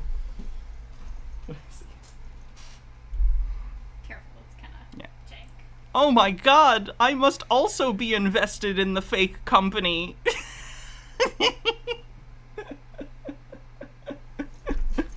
I was trying to see if we had a little mini teddy bear. Oh, that would have been so cute. Yeah. groundbreaking? Any tinfoil for us? We'd love to hear it if so, or just some general thoughts on what's been going on. Oh, you okay? Yeah, I worked on a DD piece this past week from a tip. Okay, let me see if there's anything else interesting in the stream, and we'll move on. Happened was, I believe, a lot of the bigger institutions. Pattern you see is. Oh my God, Michael's doing the crazy thing. One going on board. Do it, Michael. Show them your test you made up. Where did it go? Pattern you see is like.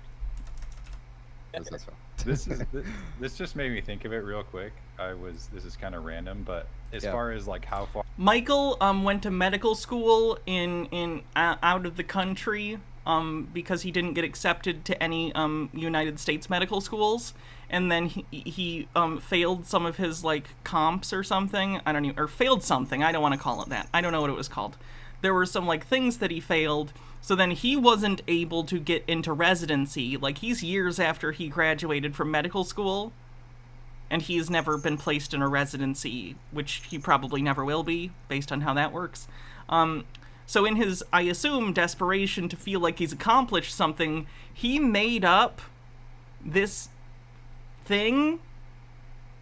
I don't know what exactly he thinks it should be for, but he tries to do, like, psychology stuff. So, yeah. Far we're looking into the Teddy books. This is actually an IQ test I made.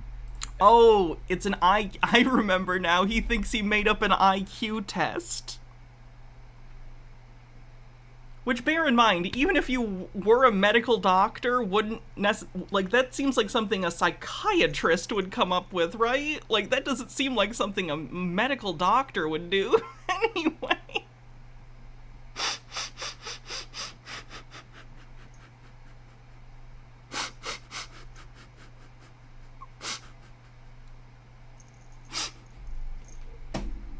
And there's like a whole bunch of different patterns in there, and that's actually the IQ test, is that each pattern, whatever pattern you see, is like what kind of intelligence. It's interesting to me that this conspiracy theorist designed his IQ test entirely around pattern recognition, because conspiracy theories and paranoia in general tend to lead to an increased pattern recognition, right? Often giving you false results, as we see with other conspiracy stuff. But it is interesting that in his head he's like, how can I show someone's intellect pattern seeking? Interesting. I bet he scores real high on this test. I guess he designed it so he couldn't take it, but you know what I mean. Intelligence you have. And I actually had vending machines. Looks like a puzzle you'd solve in Myst. Ooh, I liked Myst. And I would take this. Kids would ask me. I'd go during lunch at this middle school, and they would ask me for free drinks. So I was like, all right, well, if you can solve this IQ test, I'll give you one. And then they came up with even more. But I don't know, just a little example of how many different patterns someone can put into one little book, right? Is like each, because he was saying like the shading and all that different stuff, and the socks. Yeah, so. It's interesting shit, man. Anything else you want to add, Hulkster? We'd love to hear it. There's 705 people tuning in tonight, and then we'll go ahead and move on to Bastards here. So let's hear it. What's your thesis, man? I mean, what do you think is going to happen with the stock? Long story short, I think Wall Street has caused a lot of emotional damage. I hate when they try to meme. I've been holding GME pretty much since the run-up. 2021, so almost 3 years ago. Yeah. I understand there to be a lot of naked shorting in the stock market in general, but certainly in... Okay, so I looked more into this, by the way. Naked shorting was more of a thing before 2008, but then because it was part of why the stock market crashed, amongst many other things, it's much more tightly regulated. So no, you can't really get away with it on a mass scale like you could in 2008 or before 2008. And certain meme stocks have been holding a few different positions in different stocks. So I've paid attention to the market and how things move, and I'm very firm in my understanding that RC generally has a plan for GameStop, certainly, and then paid attention to the whole Bed Bath saga along the way. So I genuinely believe that there is something happening in the shadows that none of us really understand. Literally, no, that's not how any of this works. And even though there is not a plan set out for the shareholders, there is a plan. You just don't like the plan because the plan says that the shares are going to be canceled, which they are. That maybe we are included in some sort of equity offering. So You're not. No one wants you. I'm a firm holder.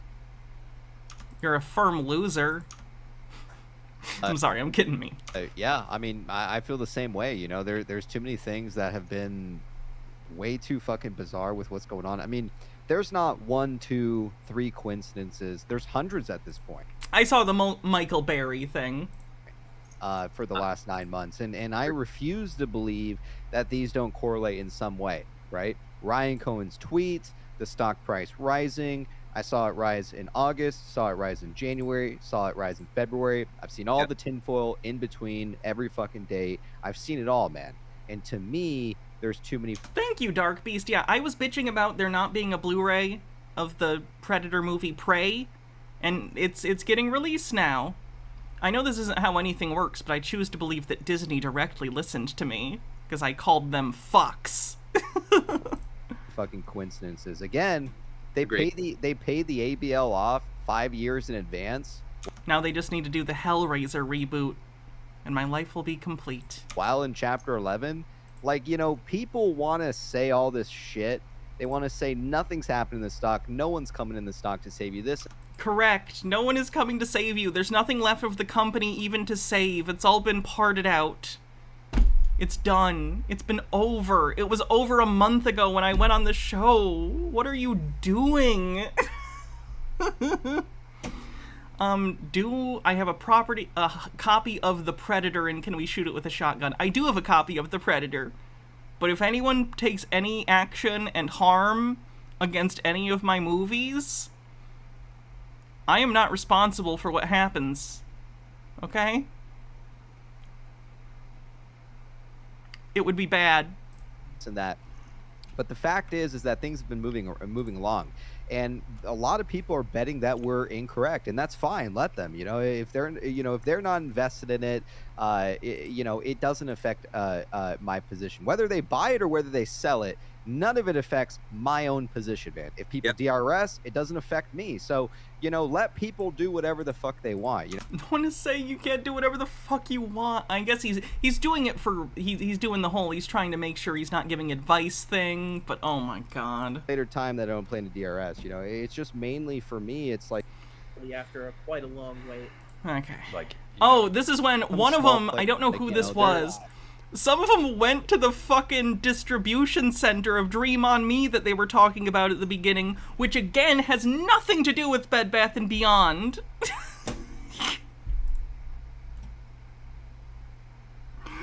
Oh shit, I didn't know I was muted.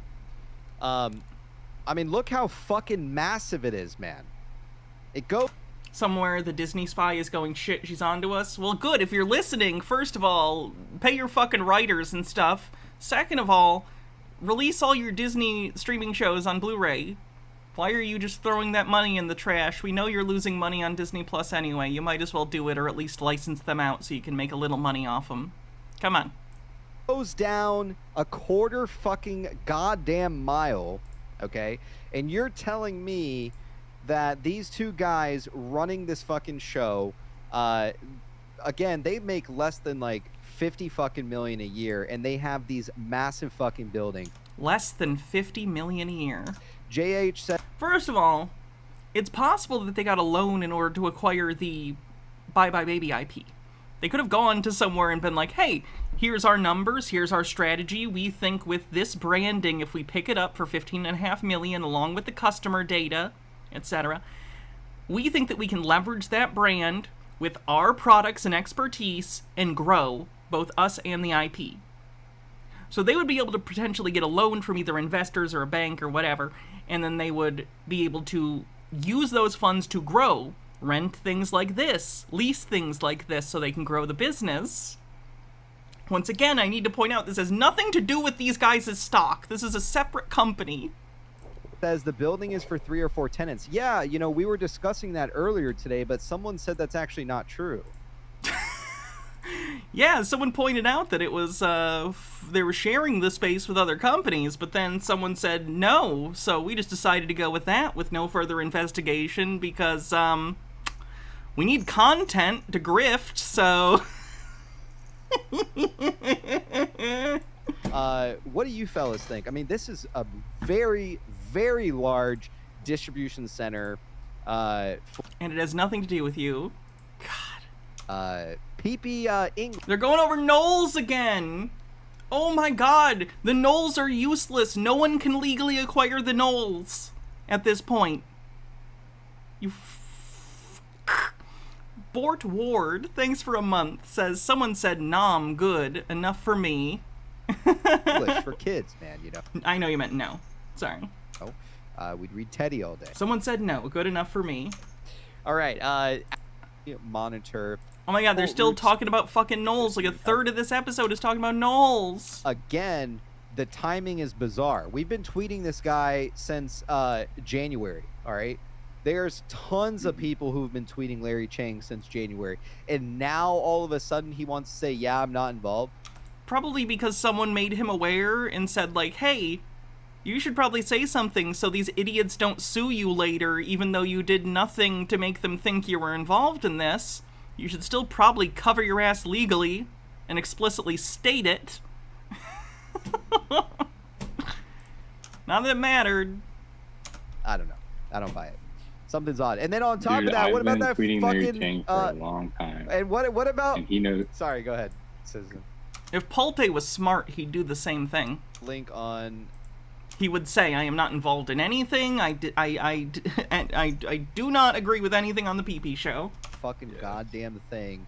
And prove every fucking connection that we have up to this point. Hope, but... Okay, enough of the PP show. That's been interesting to keep, you know, track of and everything as that's been going. Oh boy. Alright, let's watch this real quick and then we will read an article. This is about the QAnon cult from Dallas. This is, by the way, one of the worst reportings on QAnon I've ever seen. So I'm going to have to pause periodically to correct the news anchors, because holy shit, this is terrible research and writing. But, you know. I didn't see the Power Rangers theme song, no. I'll have to check it out after stream. We have learned the leader of the far-right conspiracy group QAnon has died at the hospital in Rochester. Okay, first of all, no. Negative 48 is not the leader of QAnon. QAnon doesn't have a central leader outside of the concept of the poster known as Q on the 8kun boards, who is believed to be Ron or Jim Watkins or both. So Negative 48 very specifically was the head of a cult under the QAnon umbrella in Dallas. But no, he is not even close to the leader of QAnon. Holy shit, terrible reporting. Robin Wolfram is in studio now with more on the man who died and how he ended up in Rochester. Robin? Yeah, James. Michael Protzman was the leader of QAnon, rather. Again, no, he's not. And a conspiracy group that organized back in 2017. The group is centered around Again, no, his group didn't form in 2017. They literally are acting as though he created QAnon. He did not. He created a cult later, co-opting QAnon stuff years after 2017. Like in 2020, after 2020.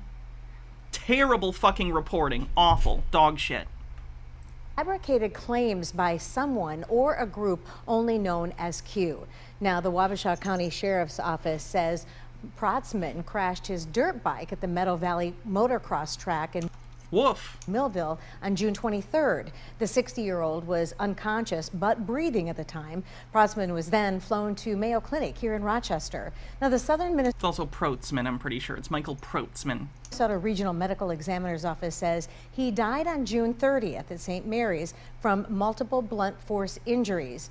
Protzman was known to his QAnon followers as negative 48. Again, yes, his group was he was negative 48 because that was the name of his Telegram and what he was referred to as, and he had a cult.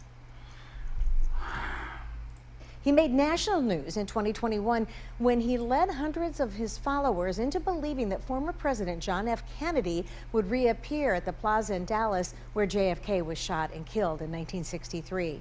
Protzman said Kennedy, a Democrat, would reinstate Donald Trump as president. And more recently, during the January 6th... oh, this is terrible, too. This is dog shit. This is so bad. Insurrection, the Congressional Committee says that QAnon also led members of the pro-Trump mob. Again, yes, people who were involved in QAnon were the January 6th people, but he is not the leader of QAnon, you fucking idiots. Into the U.S. Capitol during that insurrection. Like, did someone just Google QAnon and was like, oh, it looks like he was involved in that, and he was a leader, so he must have been the leader. What the fuck is this story? God, dog shit. Anyway, so bad news. A 13-year-old is now the leader of the cult. So that's not good. Ugh. When Michael Protzman, the leader of the QAnon cult that believes former President John F. Kennedy and his son, John F. Kennedy Jr., are still alive, died in June, people hoped the end was near for the group. The family members of those who joined the cult hoped it would disband so that their loved ones would finally return home. But instead, a new leader has seemingly emerged. A 13-year-old girl known to her followers as Tiny Teflon. The name of the Telegram channel she uses to communicate with her followers. I did look into this channel. She does live streams there. There are no recordings of the live streams, and even if there were, I wouldn't show them on stream. Because whatever's going on with this kid has been groomed into this shit. Literally, which we'll go into in the article in a little bit. But it's fucked up. According to multiple live chats on the Telegram reviewed by Vice News, Protzman appeared to have groomed the girl as his protege, hosting her on his live chats on Telegram where he had tens of thousands of followers. Kind of feel like he wasn't just grooming her to be his successor. We know the projection that goes on with QAnon people. Many of Protzman's followers have permanently broken family relationships, emptied their bank accounts, and destroyed their lives to follow this wild conspiracy theory, and now it seems they're ready to do the same for a child whose real identity is not known. I'm hoping it's not even a real child. That would be nice if it was just made up and no kid was actually being exploited here. Tiny Teflon has created her... Oh no, she shows up in live streams though, so she is real. Fuck.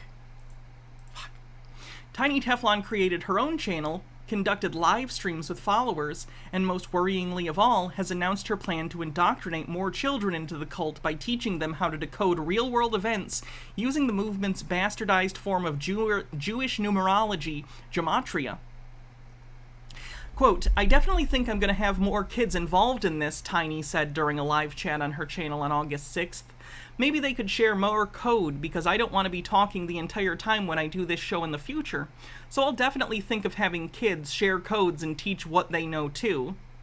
It's worrying to see this young girl be put on a pedestal by a bunch of adults after passing of Protzman, an open-source researcher who uses the nickname Karma to avoid being targeted by the members of the Protzman's cult, which she has tracked closely since its inception, told Vice News.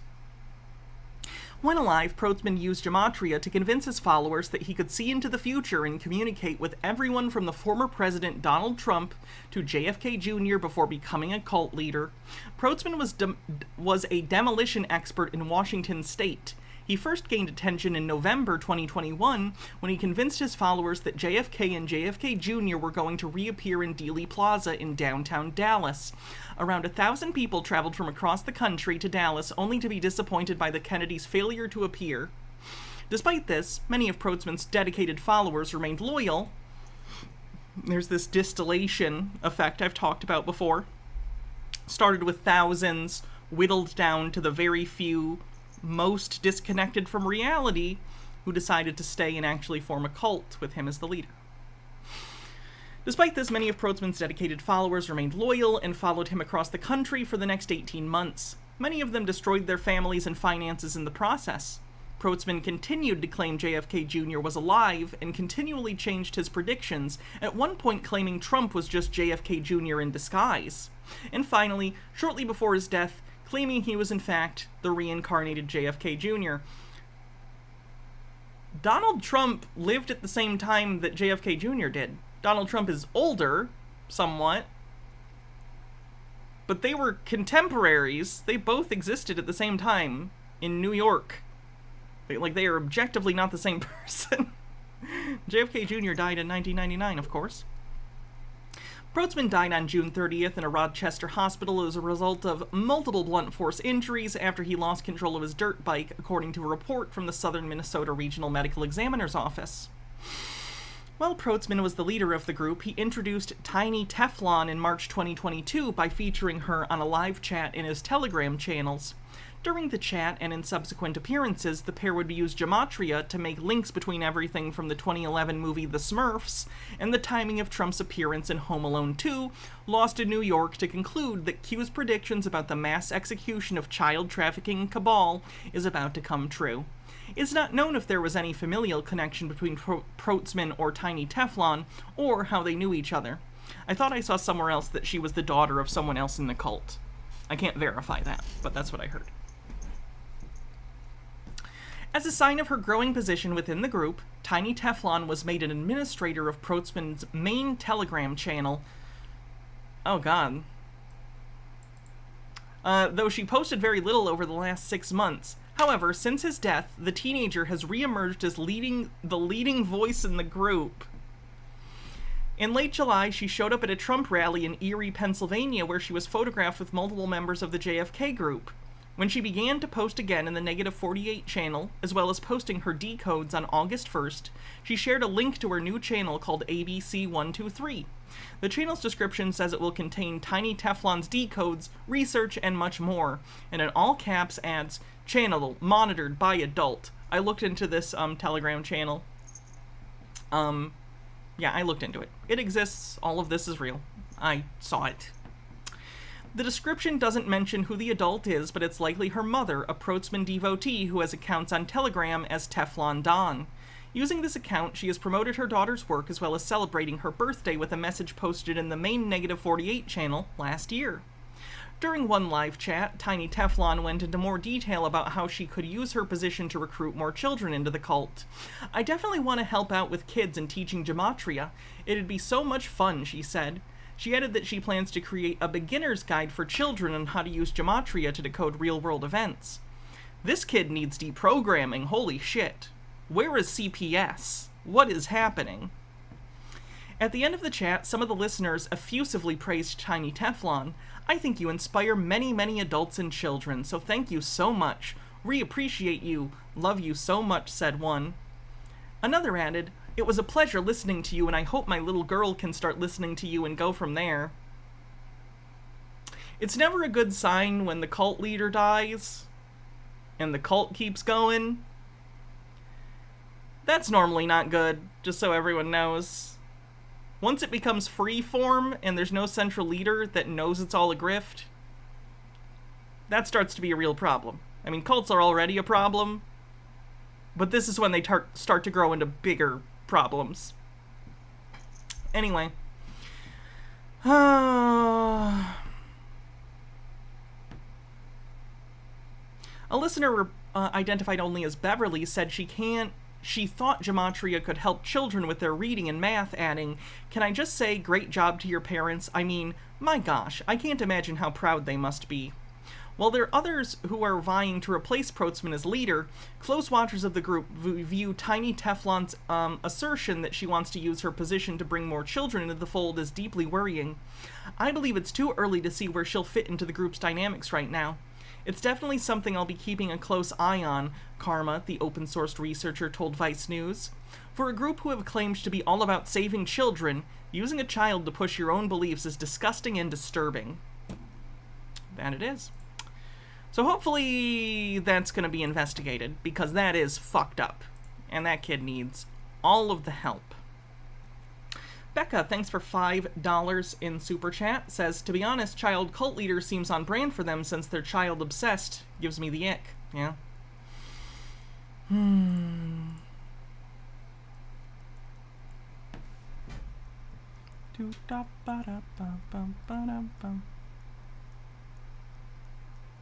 One second, I'm just checking something. I'm sorry. Okay. All good.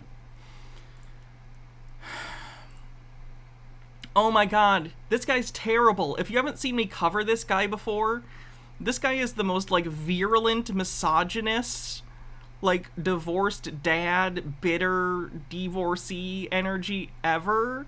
He fucking hates women. It's kind of hilarious how, like, he's clearly destroyed his own life and decided to wallow in, like, his bitter, misplaced hatred. And it's kind of funny to see. Like, it's not good. I wish he would get help and be a better person. But, you know, if anyone's gonna have a bad time, I guess I'm glad it's shitty people, but still, damn. Well, hopefully the internet gods are merciful to me today and that we do not have any connection issues, but you never know here at assholeconsulting.com, where I, the world's only professional asshole and America's older brother, goes and gets the 200-yard starting run to give you all the swift kick in the ass that you also desperately need, as long as you got money. We have an interesting request from a regular. Hi, Cap. We are often told that misery loves company, that if we have suffered through an ordeal, it helps us to hear that we are not alone in our sufferings. It's as if by having the suffering become a communal event, it eases each individual's share of the misery. No, I suffer. I'm just like, I want the suffering in. I don't care if other people suffer. I think that person fundamentally misunderstood the meaning of the idiom misery loves company. That's not a positive. You're not supposed to be like, yay, misery, other people will be miserable and then you'll be happier. No. It's saying that misery, people who are miserable like to make other people miserable, and that's a bad thing and toxic. You've somehow taken that as a good thing. I don't get it. I gotta think it's similarly comforting to find that others before us, sometimes many years before us, have gone through what we're going through, that we are not the first victims. We always think we live in the worst times and that what we experience is absolutely unprecedented in human experience. One of my favorite pastimes is reading through old newspapers. Crazy hobby, I know, but I find it very entertaining, amusing, and yes, comforting. I find that there is nothing new, that every misery has been suffered by previous generations, and the fact that we are here right now is proof that humanity has already survived every stupidity that humanity can conceive. This is a very well thought out and good philosophical observation. Listen, during that period, I have been acquainted with quite enough doing for separate maintenance support. Further subtitles, 4 subtitles, has had both kinds. It's brilliant. And old bachelors through thorough trial has convinced her that the old ones are worse than useless, except to the capacity of alimony payers. He sits here and reads bitter articles written by other weird divorced dudes, and he's like, so true! They basically just circle jerk each other about how much they hate women and blame them for all their problems. They're just going money dead. Brilliant, sir. I tip my hat to you. This is brilliant. M'lady. In a bill for separate maintenance filed yesterday in the Superior Court of Cook County, or it's down in Chicago, she has written her story of her fruitless attempts pursued for 2 years to mold Henry L. Ohlendorf into a companionable husband. So they have to be married. They got the last name. She admits defeat, blaming her 50-year-old pupil for his unresponsiveness. How dare you not do what I say you do? The wording is definitely weird, but, like, I often see with the divorced dad energy type stuff, they tend to be quite toxic, misogynistic people who absolutely refuse to move on those views. Now, to be clear, if this was something that was known before the marriage, you probably shouldn't have married that person anyway. Not excusing the dude's behavior, they're still awful toxic people, and I'm glad people can get away from people like that. But never get with someone being like, I can fix him, or her, or them. Not how things work. They're never happy. They're never happy. I haven't had... Maybe your wife was never happy with you because you're shit. An opinion formed yet on this, but I'm slowly starting to believe, like, yes, they've always been this way. I mean, if for any other reason, you go read through any old scriptures of any old Bible, the Quran, or... His evidence is that religious books are misogynistic, therefore misogyny is okay? Talmud? What's the word? What's the... Go, the Greeks! The Greeks, you go read any of it. They knew this. It's genetic. Oh! Super hypersonic read. Oh, they're different this time. Give them the keys to the car. They know what they're doing. Well, what do you mean economic collapse? For 2 years to mold Henry L. Ohlendorf, what a fun time he must have had, into a companionable husband. She admits defeat, blaming her 50-year-old pupil for his unresponsiveness. In some ways, the bill is one of the most unusual ever filed in a divorce action of the kind, and it comes as a genuine... I think he's talking about an old divorce filing from, like, a long time ago. This episode is all about him, like, talking about old things and being like, see, women were always shit, because he's a misogynist. Mrs. Moore had a hacksaw concealed in her stocking and shoe. Or the guy that she saw concealed in her stocking and... Wait, did someone murder someone? The guy that she's trying to spring? Or is Moore her husband? I hate women, he drawled. Especially your American women. Well, there's got to be a picture of this guy somewhere, right? I mean, he wants to see the old misogynist. She will not annoy me as both American and English women do. And the worst of it was he seemed to mean it. 5. Taking the black pill in 1920 also sounds like they had simps back then. Though he does... I can't believe this is an adult. To call them that. From the New York Daily News, September 1st, 1920. Title: A Real Woman Hater. Editor of the News. I'm glad to see that the News has more courage than any other newspaper in printing letters of frank opinion. I was much interested and amused by your column of experiences with a woman hater.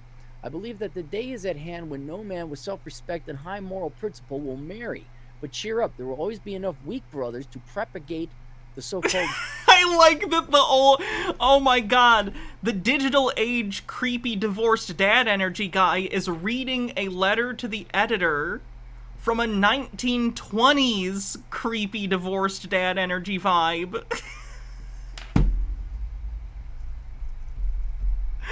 Oh my god.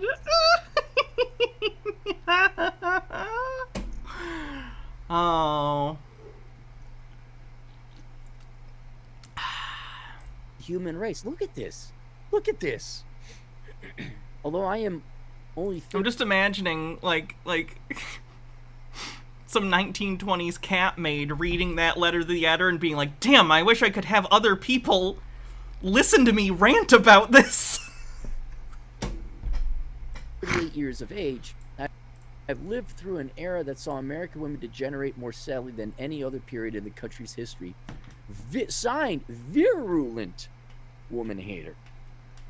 My goodness, the saving the best for last. 6. One man's solution to marital strife. Of course, he ends up in jail. From the Chicago Tribune, September 20th, 1912. What do you mean he ends up in jail? Imprisons family for a month. Husband in revolt arrested. Oh my god! He fucking kidnapped his family? And, like, locked him in the house? And you think that's a good thing? Holy shit, no one should ever have contact with this man. Subtitle. Tired of being henpecked, man indulges in novel revenge until neighbors complain to police. That's not novel revenge. It's a fucking crime. That's insane. That's disgusting abuse. This is old Lester Burnham. This was Lester Burnham back in the day. A month-long revolt against 20 years of henpecked marriage life put Charles Schrader behind the bars of a West Hammond jail last night. Schrader, who is a retired farmer and for years has been a faithful member of the Nazarene Church, kept his wife and 3 children locked up at 437 Johnson Street. He thinks it's hilarious. He thinks that this guy locked his family up. He thinks it's funny. Oh my god. His residence in a I'm remote doing part good. of the suburb. I got tired of being bossed. Hang on, let's look this up. 437 Johnson Street. I'm wondering where that's at. Is it still around? 437 Johnson Street. You know, they say suburbs. What was it? Was it 437 Johnson Street? Maps. It may have been destroyed long ago.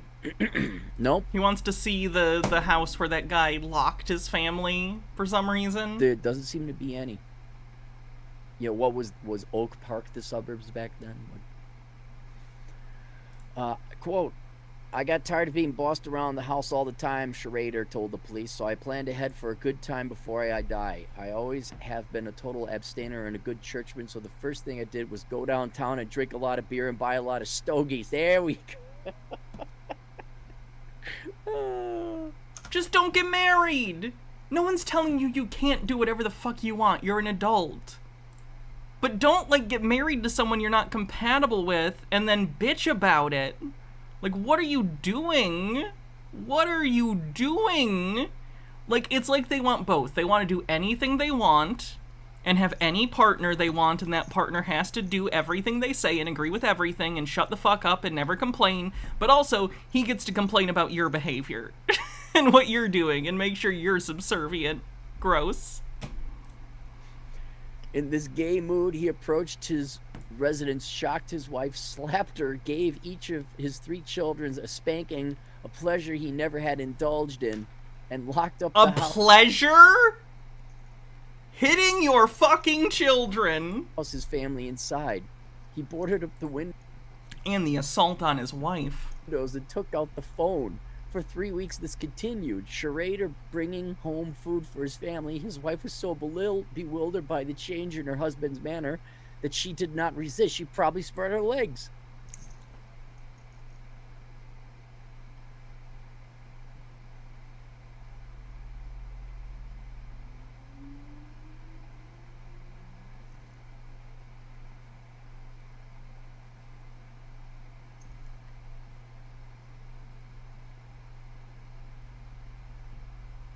Okay, to be clear, in this situation, where this man locked up his family after abusing them physically, that would be rape, because she's being forced into this scenario and is clearly afraid of this man who has already assaulted her physically. So if that did happen, it would be rape. And this guy thinks it's fucking hilarious.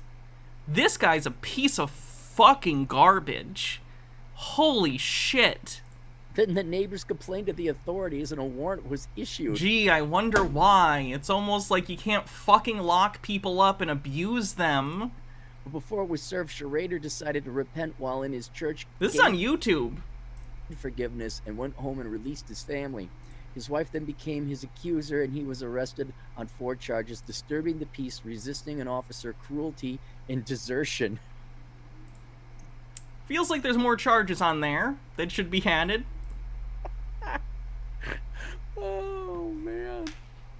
Well, there you go. Lester Burnham, back in 1920. I don't know if we really answered the question. I wonder if those were, like, you know, the highlights. Like, was that now the Chicago Tribune was not a gossipy column, but the New York Sun, is that the original Sun? The same as in Chill. There's very limited. Guys, you were a bomb? Like, well, that guy sucks ass. Let's find something else. Holy fuck. How about a sovereign citizen? That seems nice, comparatively. Is that your name? Yeah, I'll start from the beginning. How about we do that? Yes, let's do that. All right. Senior Constable Wollongong Highway Patrol. Thank you. I'm required by law to let you know I'm wearing a body-worn video camera that's recording. and there's cameras in the highway patrol car that are recording. That's as well. fine, no dramas at all. All right. Do you agree that I've directed you into the RBT site for the purposes of random testing? I agree, you pulled me in for that, yeah. Yeah. Do you agree that I've It's a DUI checkpoint. asked you to produce your driver's license? Yes, and do you agree that I've said to you that is a commercial contract to the Roads and Maritime Services, and that is a separate corporation to the New South Wales Police Force? None of that means anything. Which is a different ABN, so you didn't have the consent by me, I am the beneficiary and the executor of that legal fiction name. You didn't have... I don't know Australian laws, but clearly the cop is here, they're doing the thing. I would assume that this is a legal DUI checkpoint. So do it. the consent to even look up the details of that commercial contract to the RMS, because you're a separate corporation. All right.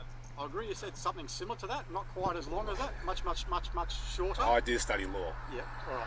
So, in the end, you said you're driving a motor vehicle and the state of New South Wales... No, I'm not driving a motor Sorry, vehicle, I'm finish there. travelling. You're required to produce carry and produce a driver's license when police ask. That'd be if you're conducting commerce, and I'm not conducting commerce, I'm actually travelling.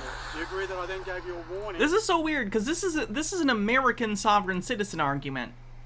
They claim that in America you have the right to travel, so they think that, oh, I should be able to travel in a car, and that's separate from driving legally, even though it's not. That's all nonsense. But even so, this is a step divorced from that. This isn't even in the United States, but he's still using the same fake arguments. That if you didn't produce that driver's license, that you would be arrested. Oh, I agree you gave me that warning, but I find you have no jurisdiction as the state of New South Wales is registered to Washington DC under the... listen to me, please. I'm going to continue. State of New South Wales is registered to Washington DC on the Security Exchange Commission, 0000071545. The Security and Exchange Commission, again, is an American agency.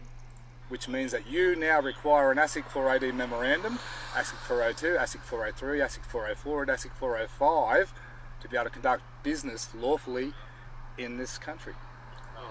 Again, I've mentioned to you before, I don't know what you're talking about. I do, because I study law. Yep. In the end, I'm dealing with the road rules in terms of New South Wales, the road legislation. Well, I just told you the state of New South Wales is registered to Washington DC without the people's consent of this country. So this is your last warning. You need to produce... I don't need to. No, I don't, sir. You know. Senior Constable Ricardo, at this point in do you time, not? sir, Do not come in my private property, sir. Sir, you're under do arrest. not enter my private property. You are trespassing on my private property. You do not have consent to enter my property. This is my private property. Sorry, you do not have consent. You don't have consent. The frantic rolling up of the window. That is pretty good. That was pretty good comedically. Hold on. This is my trespassing on my private property.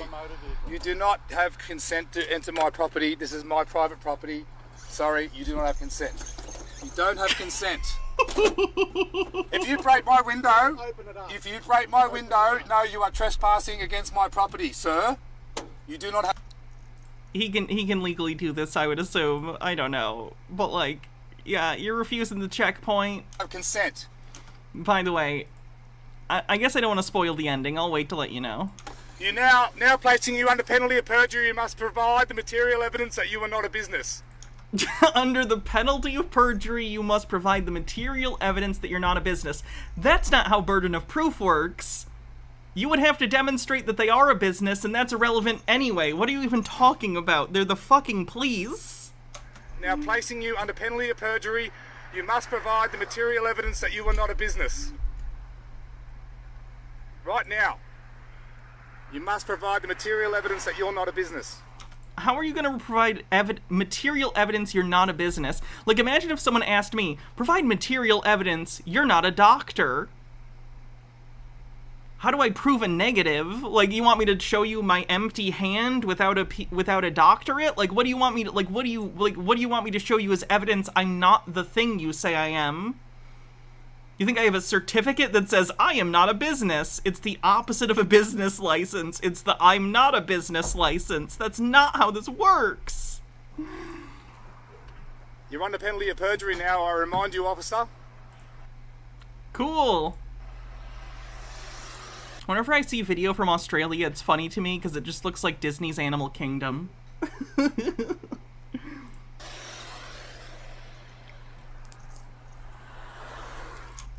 The trees, I mean, and the, the... The foresty part. Know the law very well. I study contract law. Not doing too well. All right? I know exactly what goes on here. You do not have jurisdiction over me. I am under the jurisdiction, and within the jurisdiction, and here we go, here's my identification, of the Global Federal Postal Courts. Oh god, postal courts! He's into the quantum grammar shit! The quantum grammar people think that the world is run by the post office. I think the post office is in charge.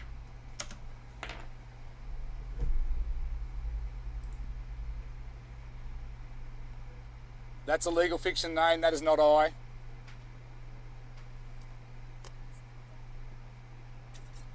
Yeah, next month is September. So, probably gonna do a subathon next month, because why not? So, during that, I'm sure we'll watch the quantum grammar stream. It's a 9.5-hour video, by the way. Legal fiction name, that's not I. You are committing a personage right now by trying to identify me as a legal fiction name. You do not have the right to do so. That is personage. Personage is a crime. You're supposed to be upholding the law, sir.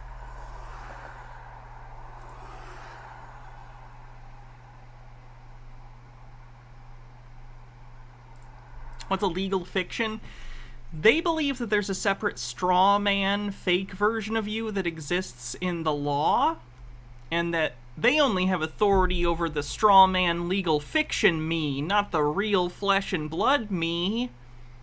That doesn't mean anything, it's not true, it's just something they've tried to make up to divorce themselves from the authority of governments. But of course it doesn't really work. They're basically using it like magic words, but magic isn't real, so... I am under global federal jurisdiction. Do you want to see my identification tag? It's not a You do thing. not have jurisdiction over me.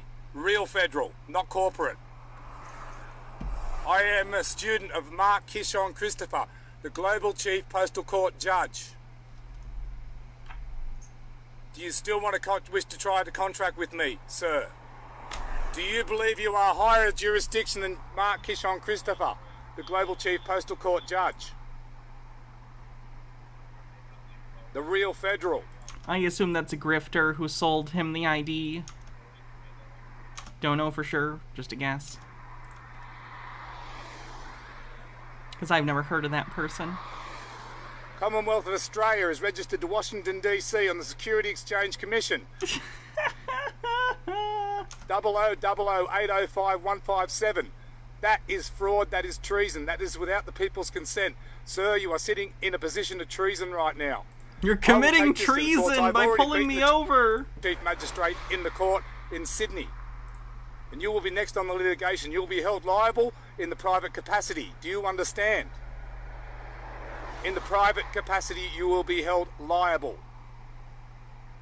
Your badge is your indemnity number. Your corporation does not cover you for your own conduct. Do you understand?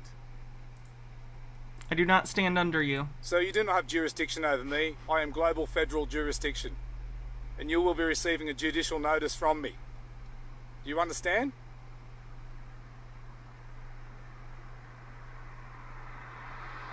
Mark Kishon is a quantum grammar quote-unquote guru.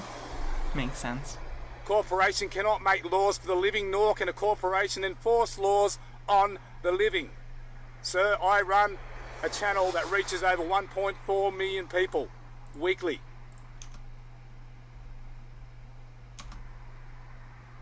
I don't know who this guy is. Kinda doubt that. And I will make you famous. I need to go. I have to be somewhere. Sorry. He doesn't want to be famous? I'll make him infamous! Sorry. No!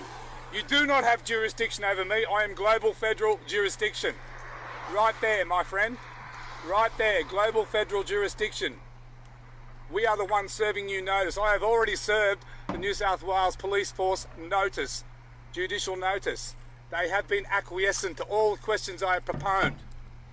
By that he means I sent in paperwork that someone told me to, and I didn't get a response. Parentheses, because it's nonsense that means nothing. So he assumes because he got nothing back that means the government has consented to the nonsense that he sent in. A to Z of questions, which will be brought up. And A to Z of questions, they could not confirm their jurisdiction nor their authority. Okay? I know exactly what I'm talking about because I study this stuff for many years. You don't have jurisdiction over me, sir. I am going. Thank you. Okay, so this cuts off a little early, but this guy does drive away. He runs. The cop does not chase him at this moment because they already know who he is and have his license number and everything, license plate and stuff. Anyway, they caught up to him later, and he was charged with 7 different counts. 7 different things. I assume, you know, I don't know what the Australian version of, like, running from the police is. Have a good day.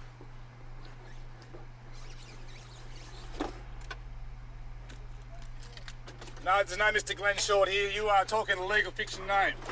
Okay, so yeah, they have his name. Yep, that's how they found him. So yeah, he turned the camera off and drove away, and they caught up to him later and arrested him. What is this? All men are men. In the recent history of the men's movement, this term was coined by a figure who has since left to pursue plans of his own. In fact, the phrase might be unappealing due to association to a person whose eccentricity overshadowed what portions of his message made sense. But the continued relevance of that seemingly redundant assertion that all men are men is that whichever side of the gender ideological debate we begin from, there are men judged and condemned to be, in some sense, not real men. Mangina is just one example of such condemnation. From the opposite side of the aisle, we have the initials MRA, used as a pretty common shorthand for shrunken penis, mother's basement dwelling, can't get laid, bitter, angry, misogynist, loser with anger issues. I think people more often use incel these days. When was this posted?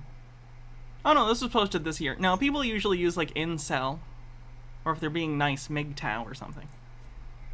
And with the growth of factions within the broader manosphere, dehumanizing rhetoric is also manifesting between competing schools of thought among activists and commentators. Men going their own way are rebranded pigs going their own way. A well-known commentator on men's issues brands his colleague of a contrary school of thought with the name of a noxious insect. And commentators who argue for separation from women are in some cases referring to their woman-associating brothers as lapdogs, or pussy-seeking dogs. Aside from literally dehumanizing terminology, we also have a growing climate of slander, personal attack, and scandal-mongering, all of which can be summarized. Is this basically a call to action video where he's trying to get other incels to, like, stop fighting each other, guys? We all hate women, can't we focus on that? With a truism usually attributed to the Greek philosopher Socrates. When a debate is lost, slander becomes the tool of the loser. And this brings us back to that... MGTOW, it gets gray area with MGTOW. I would argue that a lot of people who identify as MGTOW were incels that then were like, oh, you don't want me? I don't want you. And then they started calling themselves MGTOW and actively shitting, like they've always been shitting on women, but they made it more like a I'm not fired, I quit kind of thing. It's what I feel like for the most part. Seemingly redundant phrase that all men are men, even male feminists. While as men's advocates, as MGTOW commentators, and as objectors to the practices and the rhetoric of feminism, we see male feminists as particularly wrong-headed. These guys are still men. How dare these men want women to have equal rights? Simply follow beta cucks an ideology that we find objectionable. In fact, the common practice among men's advocates to insult and to devalue male feminists has no positive impact on those men except to further reinforce their commitment to the ideology which devalues them by their own sexual identities. Oh my god, no one is devaluing straight men, you're fine. Some derogatory name. Is he just gonna bitch about like this? You or me. That's all they do, I guess. Is no change of pressure at all. Rights of a man. Okay.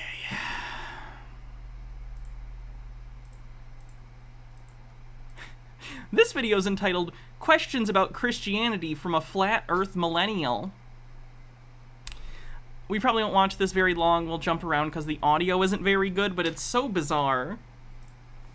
Mud flood was Armageddon. Mud flood was Armageddon. Don't let them tell you anything else unless they're willing to debate you in a fair and honest way. I'm joined with Arturo, who is with me here in Alamosa. He's not from Alamosa, but he's been around it. But anyway, introduce yourself. Anything you want to say?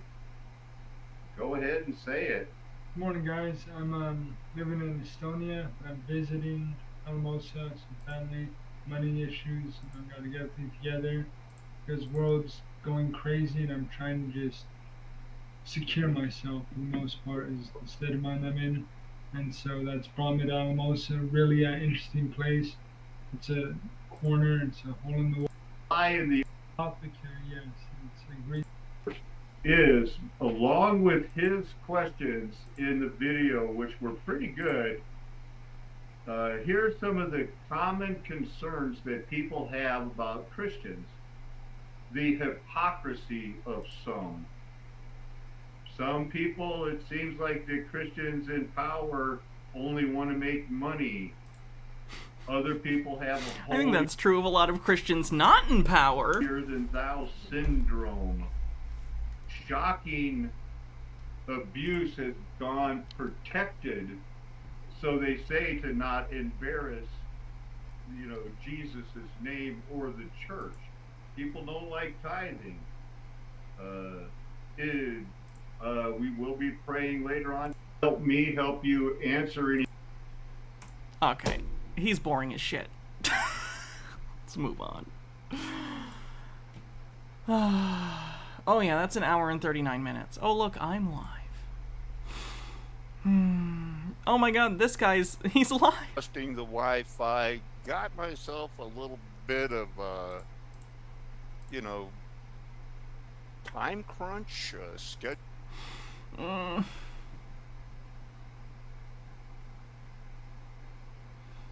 now I gotta find something to watch. This is the first time in, years that I think we've blown through all my prepared material. I didn't take long enough on the pee-pee show, apparently.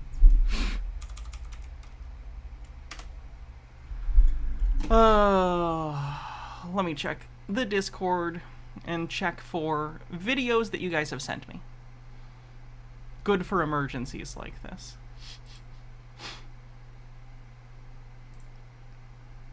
That's true. My Pillow guy's still going. Let's see what they're doing. The machines in the biggest county by about a half hour or so. I want to see Lindell though. Can I specifically see Lindell? Because he's the funniest. President Trump saying he can fix and. And I will tell you this: a stream of elections, right? Correct. Oh my God! There's the drone. Jesus. They're getting theirs right now because we are a little over 30 seconds away. Let's hear the plan. Let's hear the plan, Mike. Yeah, I saw the juror thing. I hope all those people get arrested for trying to intimidate fucking jurors. Disgusting. How are my meds working? Really good. Thanks for the reminder. It's actually time for me to take my second dose. Well, we're just going to have to wait a little longer. Why did you do the timer then? Yep. So, okay, so we are going to let him wrap up about some of these problems. Mike Lindell, here he comes out on stage. Sorry, he was taking a quick break. Stage right now with his plan that he says will save our elections. bed, everybody. I've been watching every day, right? All day long. Oh, your throat sounds a little rough, Mike. Were you just smoking something? Something that's hard on your throat? Like crack? I'm sorry. All right. I'm so hypocritical. I say it's not cool to make fun of Dave because of his terrible alcoholism, and here I am making fun of Mike's crack addiction. We're gonna get ready here. I guess at least Mike has an audience. Is this punching up or punching down? It's hard to tell. Dr. Gamble with $2 rather says, release the drone, Charles Styles Mystery Diners. Charles Styles Mystery Diners. I understood that reference. What happened to Ralph the Movie Maker? He was really up and coming for a little bit, and then it feels like he just disappeared.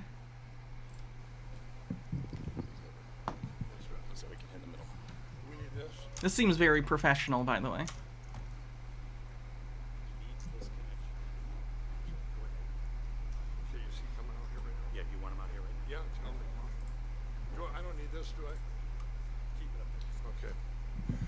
All right, everybody, this is a moment we've been waiting for. If you're watching I'm going to say hello to everyone watching. What was that? From around the world. We're streaming in 85 languages. And I assume your caption software just, you know... Or are you talking about the languages that YouTube does auto-generated captions? I wouldn't laud that. You didn't do that. YouTube did. And I just want to say a prayer here that we don't, because that everything works, Lord. We've waited. I've followed this. We're not still on Mike Pillow. We came back to him. The plan that you gave me, and I just pray, Lord, that this goes off. That this. Maybe he has an auto-translate thing on his Frank Speech site then. That the word gets out of this plan to every person, that they can spread the word, and that this is the answer. This is the hope we've been waiting for, Jesus. We pray that every part, that people understand, that people realize that, hey, that we have to have secure elections, Lord. We have to, if we don't have elections, we have nothing. It's over.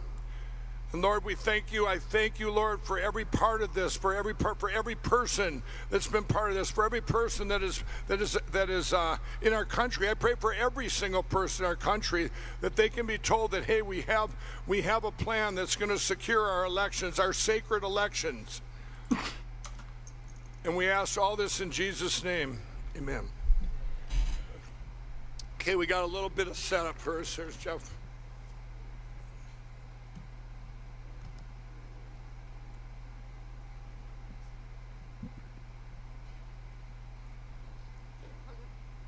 Why didn't they set this up earlier? This feels like really poorly planned. Like, if they were taking a break earlier, why didn't his laptop get set up for the presentation before the end of the break? This is so awkward. Dead air. You're doing a presentation, Mike. Talk to the people during the thing. Just get in position. Oh, God. Okay. Sign when you're ready. Are you ready? Okay. Do it. All right. I've been telling you all, we've been told a lie over years now that the machines are not on the internet. If anybody just watching that just tuned in now to frankspeech.com. Reminder that Frank, sorry, Frank, I call him Frank sometimes because of the name of his website. Frank Pillow, Mike Pillow, Mike Lindell, he has already been grifted before by someone who ran off with money. I'm going to point that out to you. Like, there was a point where someone did some stuff for him and he paid them, and it turned out he was a known con artist. So I'm curious if this guy who's selling him this drone idea is maybe also not on the up and up. I'm not making any claims. I'm just saying it makes me wonder and question if the drone thing... Basically, I'm thinking, Are there scammers all around the country thinking, how can I scam Mike Lindell?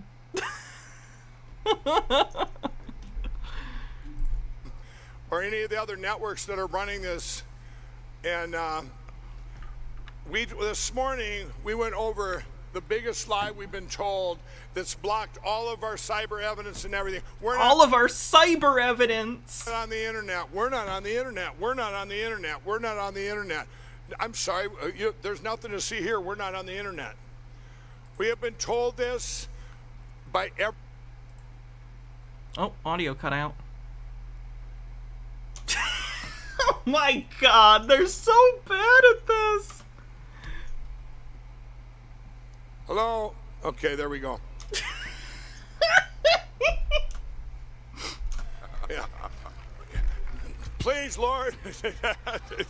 Get us God says knock it off. through this, Jesus.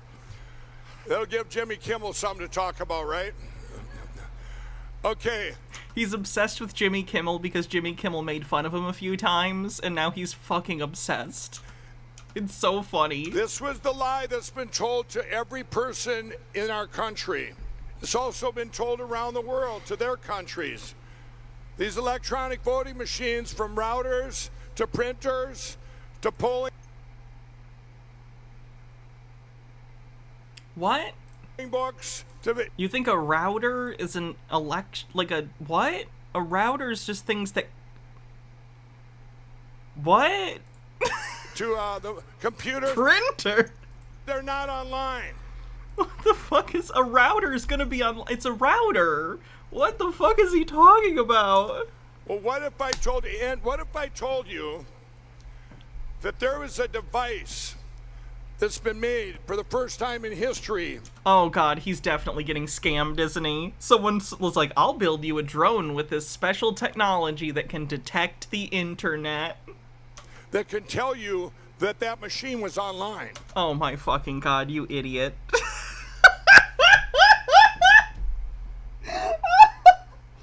Is it literally just a device that reads Wi-Fi?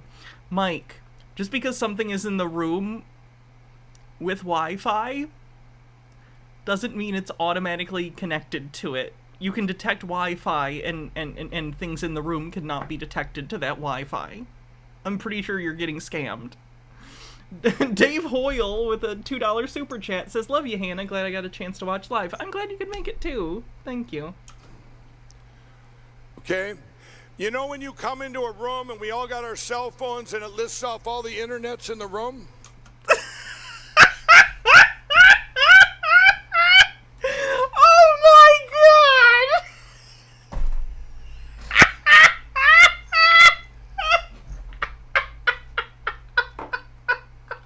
All the internet's in the room! Wi-Fi networks. The word you're looking for is to list the names of the Wi-Fi networks that you can connect to that are all connected to the internet. They're not different internets, they're different Wi-Fi networks. Oh my god. And then you have to have passwords and so on? You can. Well, if you had one of those internets and you...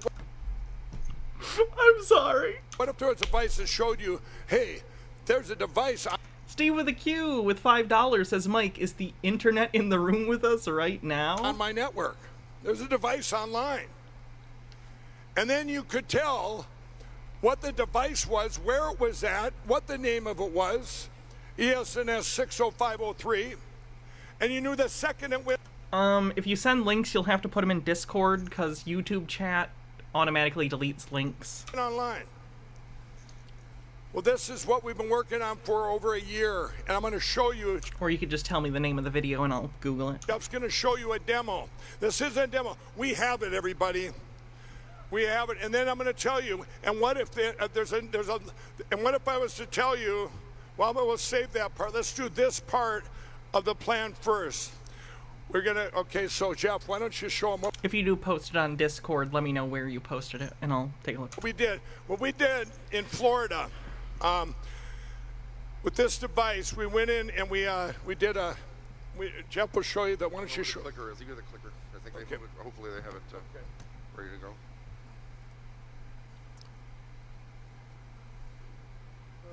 Okay, do you guys... They're really good at developing new technologies, but they can't figure out microphones, computers, or slideshows.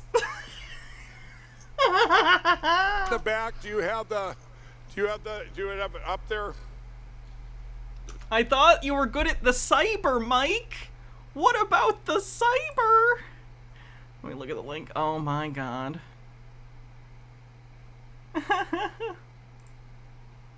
Tim Pool post, what pushed me over the edge in deciding to support Trump 2024? That after Frieza killed Trump's childhood best friend Krillin, he summoned the strength to go Super MAGA and defeat Frieza, proving his leadership abilities and his deep caring for his friends and the American people. Oh my god. Oh my god. Oh. Video? Yeah. They're ready to go? No, I said the video. Yeah, they need to. Okay, then what... No, I'm talking in the back.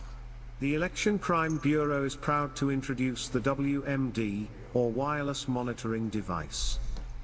You might want to get a different acronym, if I'm being honest.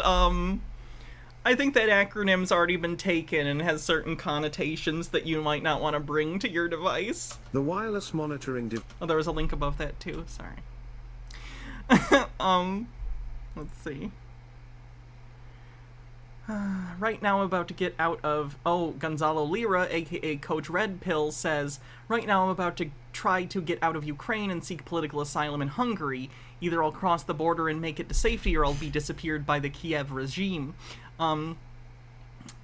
This is what happened to me over the past 3 months, blah, blah, blah. Oh my god, yeah, he got arrested for... Did he actually get out? Or did he get arrested again trying to escape? They extorted $70,000 out of me? That's kind of funny. Why isn't he going to Russia? Demo says, do you think Mike has updog with the internet? I think he would fall for that. Mike, have you heard about updog?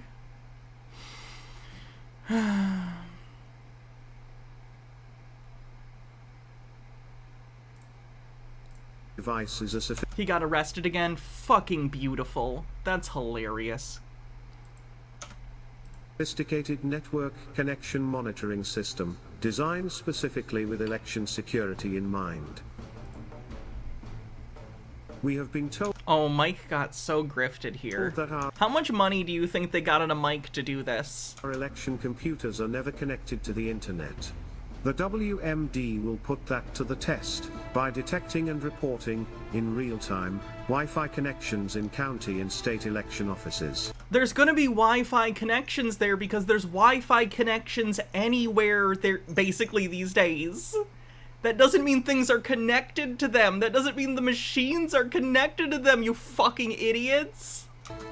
There are absolutely going to be Wi-Fi networks in schools or firehouses or wherever your voting place is, a church. These all have Wi-Fi. All internet routers and access points will be reported, as well as any devices to which they connect. What if it's a secured network? How are you going to identify the devices that you think are connected, that you think are voting machines? The WMD incorporates many years of research and state-of-the-art development. The AI voice really sells it as something that's legitimate. It is a low-weight, low-power device that uses only passive signal detection to detect online systems, and it will never interfere with any normal network operations. Yeah, it literally just fucking scans Wi-Fi networks. When an online connection is detected, the Election Crime Bureau Master Alert System will be quickly notified. So literally they're just gonna be like, there's Wi-Fi networks everywhere! And yep. The alert will be displayed on the alert web page. Alert! Alert! We found Wi-Fi! You will note that there are two boxes located to the right of the screen. These boxes display the information about the access points at the top and the wireless clients at the bottom box.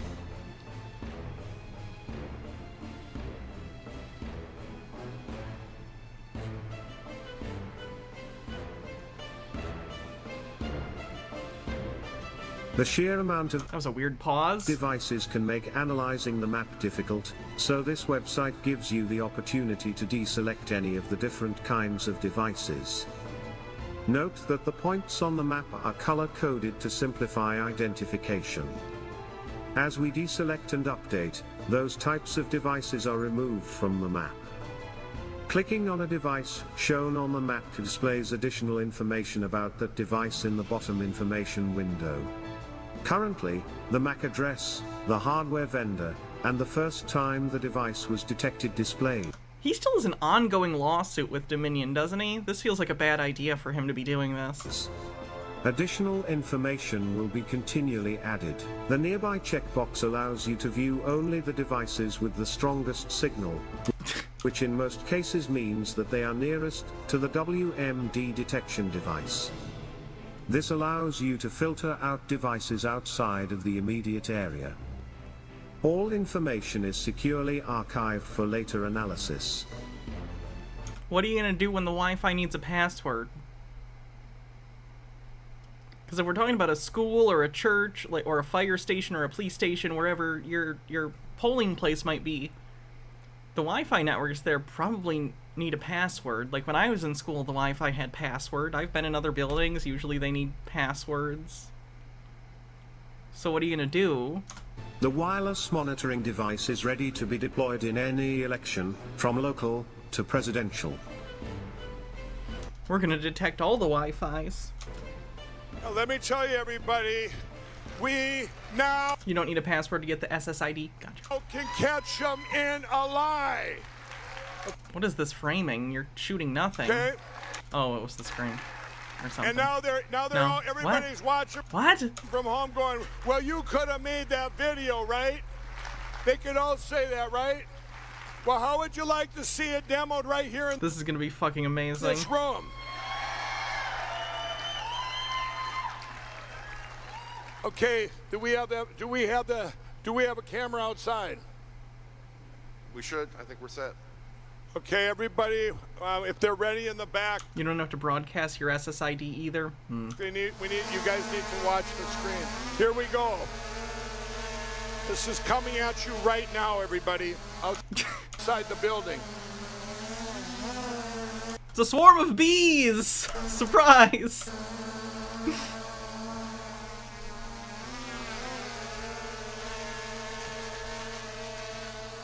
Okay, so it's a drone.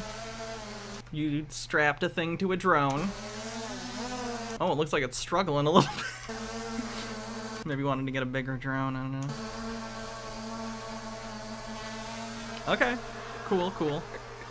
They hired a professional drone pilot for this, so that's good. That person got paid.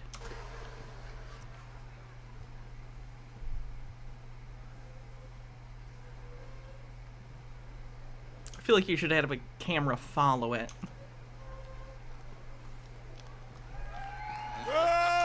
There's no continuity. Wouldn't it be funny if it was a different drone? Like they really couldn't navigate it through the building, so they just had two drones and cut the shot at the one it went in.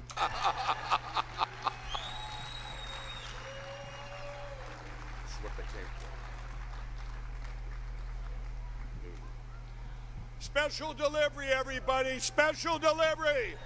Mike, we know drones exist.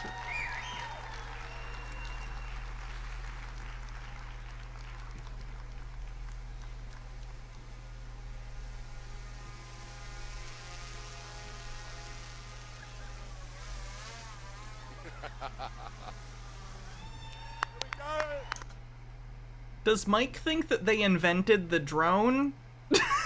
Because that is absolutely an off-the-shelf drone with something strapped to it.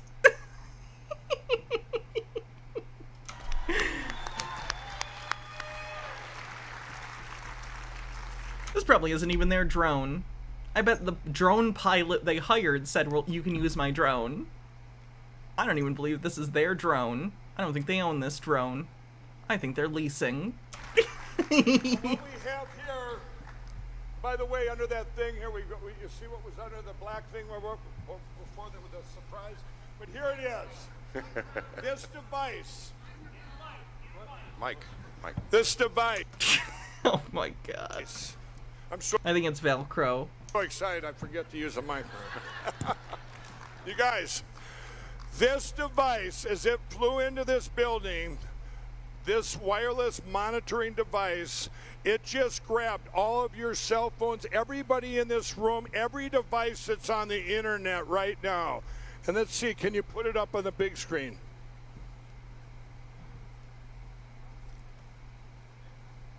Now what this does, when this gathers information, I have a command center. I'm not One of these idiots gets arrested for B&E trying to plant this device at their voting center. That's a good question. Oh god. It's above 0. I'm even going to say what state, so they don't go after that.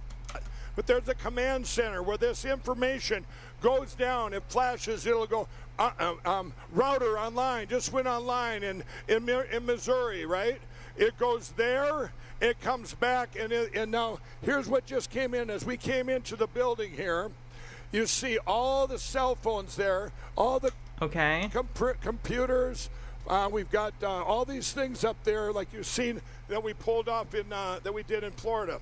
Now, can you take? Okay, he's blowing them up a little bit. So if you went there, each one of those.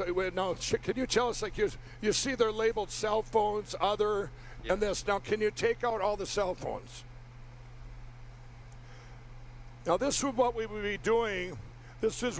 So you're just going to find other and be like, there's a lot of other. Those must be the voting machines. It goes through this filter. Imagine it's election night. Now, we already filtered this out. We were showing you that there's no device in the world that does what this does. Well, that's definitely not true. Okay? It doesn't, it's passively captured, but now it's going to tell you which device. So he just took out all the cell phones. Okay? Now let's take all the backstage. Oh yeah, Mike got scammed. Mike got scammed on this. That's funny. He said he just took out a $5 million loan. I wonder if it was for this. Page off. Yeah, that's hilarious, actually. Okay. You see these? You can drill it. Oh my god, he's literally going to be like, these are labeled other, so those must be. Down to anything. Now when we have, and we've done it before, now we haven't been able to get, we didn't want to take the chance. We could have got some machines. I'm sorry, you what? In here, some actual election voting machine. Pretty sure that would be illegal for you to own. I'm gonna be honest. I think that would be probably illegal for you to buy and own. We had them. We had access. But you know what? You see what happened in Michigan where they went after Matt DePerno and all of them for having a machine, right? Oh, yeah. So illegal then. Don't do that. I didn't want to take that chance. This is too important to the world. Okay? Okay, so you're saying it has never been tested on a voting machine. That's interesting.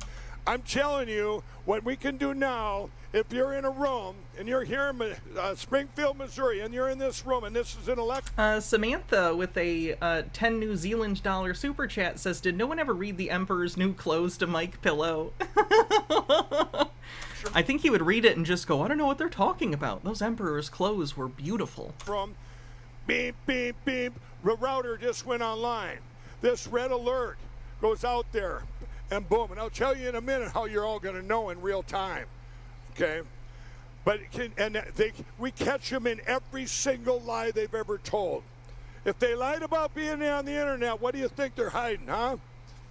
But we're going to find it in their Wi-Fi networks. Now we've got a way to monitor. We've never had this before in history. They can't lie to us anymore. And I want to ask you, Jeff. So, if we when this travels, oh, by the way, you guys, this isn't, we're going to have these devices. We've for this fall's election, we want to get every single parish in Louisiana covered. We're doing this right now, okay? Right now, Mississippi, Kentucky, you have local elections. Anyone that has this, everyone that has an election, I don't care if it's your. If he's selling this to people, he might be unwittingly perpetrating a scam, because the things he has said here are just untrue and incredibly misleading at best. And I'm not sure if he knows or if he has been scammed. I'm kind of leaning towards he's been scammed based on him. School board election. But still, I wonder if he could get in trouble if he tries to sell these to people. You got this device, and you know what? You lied to me. You lied to me. You lied to me. There's Wi-Fi in this building, like every other building. You lied to me. And so what? So Jeff, I want you to explain when you what we're doing with the filtering. So let's say you have let's say it comes down and you have a printer. Does it show what does it show exactly? The IP address? What is it all? Tell us what it's going to show to us. Yeah, it will show the IP address, what is the internal, what's called a MAC address, which is like the hardware identification of it, and will also show what it's named on the internet. So will we know the brand? Yeah, we'll know the brand. Yeah, we will actually Remember, know they the all brand. lied. Yes. And we will know that. We will know tablets. What about the things that just say other on this map? Polling books, it doesn't matter. Polling books. It will know exactly. What? We can identify. And remember now, so let's say you're all in this room and you're all in there in a voting, right? You know, we can filter the cell phones, filter it down, and by the way, you can turn it on, turn it back off. It says what's eliminated, what's not. Let's say you had people in there. By the way, if you have people in there where they're doing cell phones and they're I cannot see links posted in chat now. Using that are tied in with it, it'll detect all this stuff. So you catch them in a lie that they're on the internet, and now we say, what are we going to do with that information, right? How are we going to get that? How are you all going to see that? We've got ours, right, Jeff? I mean, is there anything else you want to show everybody? Well, why can't people hack with cell phones? Because then how would they get Mike and other people to buy these things? I kind of just wanted to, if you don't mind, point out one of the exciting things about this is it is proactive in that it lets us know when new devices come online. And real time. Real time. Is this guy the guy, do you think, that's grifting Mike? And this thing can even send out text messages. What's the link? You can just tell me, like, without the actual address what it is, and I can search for it. To people saying, hey, a new access point or a new print. Or you can post it on the Discord. Came online in such and such a place. So you get that when you're having this. Let's say you're a county clerk and you have one. Let's say the machine companies have lied to you. And we've all been through that. You go into the county clerks, they go, well, my machine, they told me they're not online. If they have one of these, they're going, it just went red. And they're going, hey, our machine just went online. Our router just went online. Our tablet went. We're going to hear a news story about at least one of these stupid things happening. We're going to see some stupid news story next election day that some fucking idiot brought one of these things to their polling place and thinks it means something, and they're gonna go on a whole fucking tirade and freak out, and the cops are gonna have to be called. It's gonna be terrible. Line, shut her down, right? So this is and this will show up right away in this red alert, kind of like Ghostbusters. We got one, right? We got one. But it goes. So what I'm going to do, and I'm going to tell you. Now I'm going to tie into this because let me tell you, there's other kinds of crime out there. You know, there's other that we see all the time, right? Oh my God, is he going to say that these drones can solve other crimes? Delete Laws argues with kids and humiliates himself. Oh, I might have actually seen that one before. Let me see though. Delete Laws argues with kids.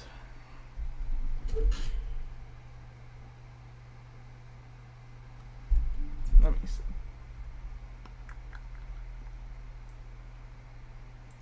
Let me try this real quick.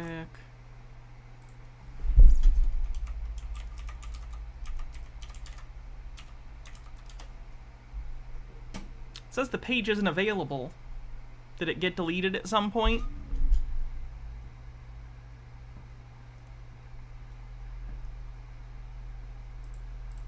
And I'm going to tell you in a minute, but that the people out there right now that we have reporting, I guess I got to backtrack here.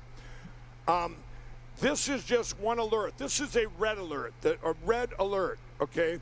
That the machines went online, right? So if you're a clerk or if you're all of us now, all of you at home, you don't want to know this too, right? Well, we've had whistleblower sites. You've had, just like I told you, I think yesterday or today, when Kerry Lakes, the race was going on and all those machines broke there, they said they were broke down in Arizona. I'm looking at Kansas going, people are sending me texts going, Mike, these votes are going from Democrats to Republicans. You know? Oh my God. The Uniparty, remember, they show no shame. They don't care who. Mike, you're full of shit. Please seek help. It's who they want, right? Carrie, fucking lost. I think she tried to sue over it, too, and that didn't go well. Well, the text I was getting was from my team, okay? And we have a thing called Cause of America. We're 250,000 strong in all 50 states. Now, if you had, and other affiliated groups. So if you're putting up stuff on, let's say, reporting crime, right? If you're out there reporting things, hey, there's... Guys, I know we're not quite at election time yet. But I'm sure we'll talk about this as we get closer and closer in election season. Can you imagine all the crazy bullshit that's going to happen between now and the next election? Presidential election, for those not in the United States, is in 2024. At the end, November 2024. The Trump trials will have happened by then, whatever that happens. I guarantee there's going to be more attacks and stuff by MAGA people, QAnon people. That's going to happen. Concerned about voting places. I really, really am concerned about voting places this upcoming election. But I will be there, and I'm going to vote, and I really, really encourage everyone to do the same. This is a big one. Last one was a big one, too. We won. Midterms were better than they thought they were going to be. You gotta go vote in 2024 if you can. Please. Drop boxes here, these machines aren't working here, they're saying they're doing this and this, or you see anything out there. If for no other reason than to protect me, your favorite streamer. Well, any whistleblower site, the downfall is that if the public's reporting it, you all know what happens, right? You get false reports, you get the bad guys putting up stuff, so you all look over here instead of where you need to be looking. But what if you had 250,000 people in all 50 states in every county in the country, and you... Oh, he's gonna try and sell them these fucking drones. And all these people, they're the ones that you trust to be able to report on. Maybe this is a multi-layered grift, and that maybe Mike is getting grifted into thinking these machines actually work in some way, or are extraordinary. But then the second layer is Mike being like, and I can sell them to people to solve this quote-unquote problem. So I think there might be multiple layers to this. This is hypothetical. This is just me postulating. I'm not making claims. All this. That's what we've had over the last 2.5 years. We have 250,000 people. It's even bigger than that. I'd have to ask them the affiliate groups, and maybe it might be up to half. It might be 1 million. Vote for the most left-leaning people you can. Vote for Biden. Please. I know he's not my favorite either, but he's done better than I expected on some things. Not so great on others, but overall it's been better than I was worried about.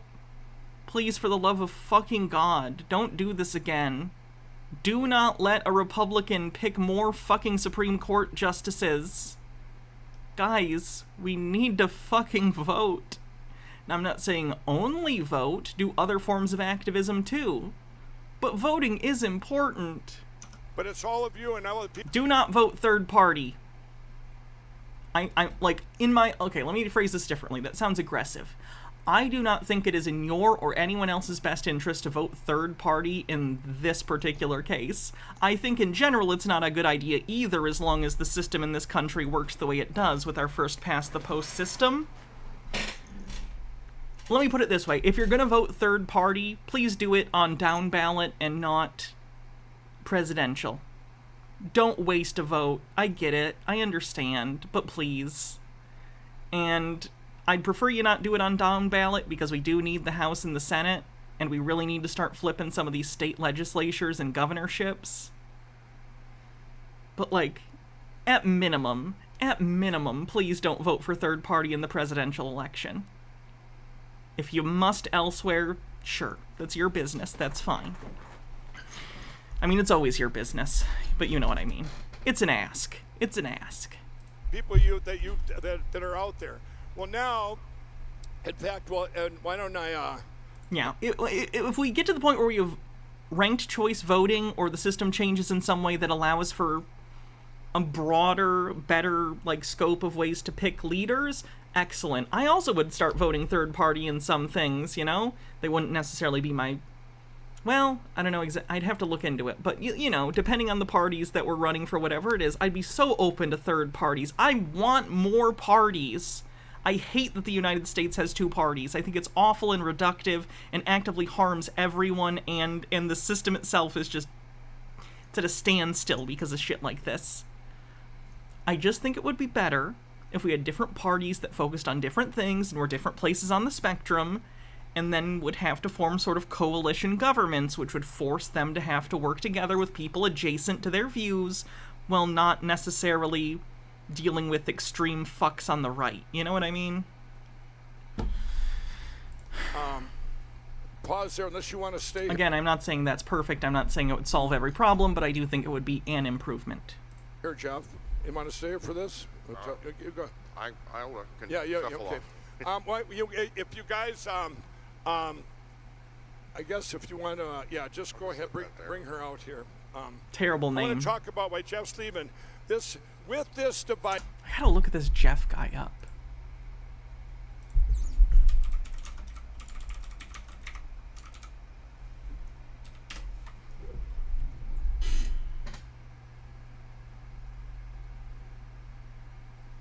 Wait, why is Jeff Dunham? Why did Jeff Dunham come up?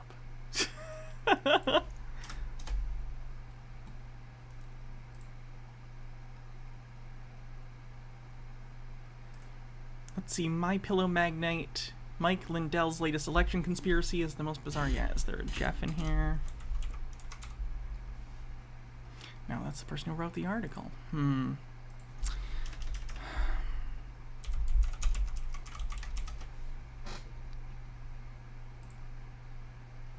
I know there was an article at some point where he had accidentally gotten advice from someone who was like a known scammer.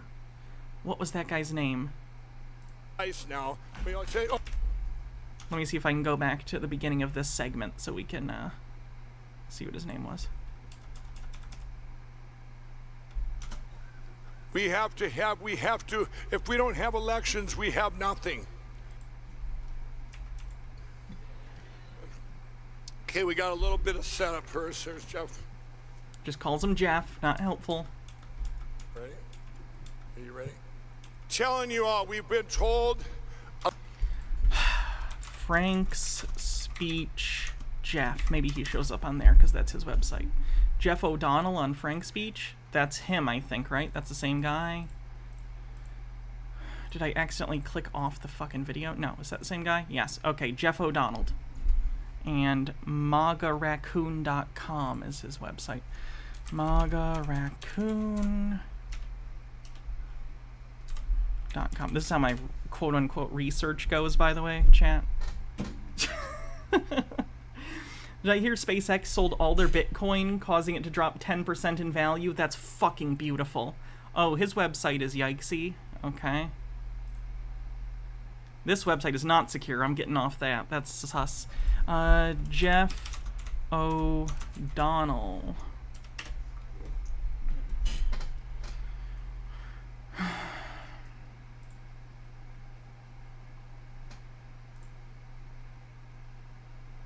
No, apparently that's a common enough name. That's his LinkedIn. Well, that's not the right guy, but this should be his LinkedIn.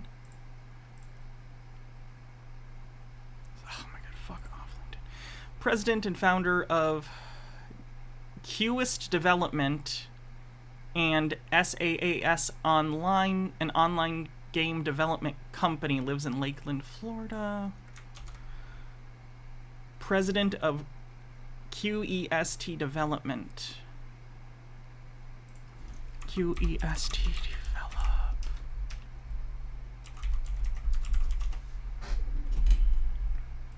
That appears to be them. Ooh, this website looks not great, considering it's supposed to be a web and technology company. Oh boy. Solutions you can depend on. Personalized software, rigorous testing, quality guaranteed. Products? Quest development, I'm going to call it, it's like Cast QEST. I'm not sure how you're supposed to say it or if you're supposed to say all the letters. SaaS is software as a service, by the way. Oh, yikerinos, that's disgusting. Not secure doesn't mean anything? Cool. That's great. Sorry I didn't know that. Quest, probably. Let's go with Quest, why not? Quest Development is a designer of Inside the Street, a radical new stock market research tool which allows investors to view trades by company insiders, officers, board members, major stockholders in the context of the stock price movement, index averages, and short sell percentages. Ah. Okay, let's see what their services are. Ah. Interesting. I want to know so much more about this guy. Jeff O'Donnell. Mike Lindell? Is Lindell 2 L's or...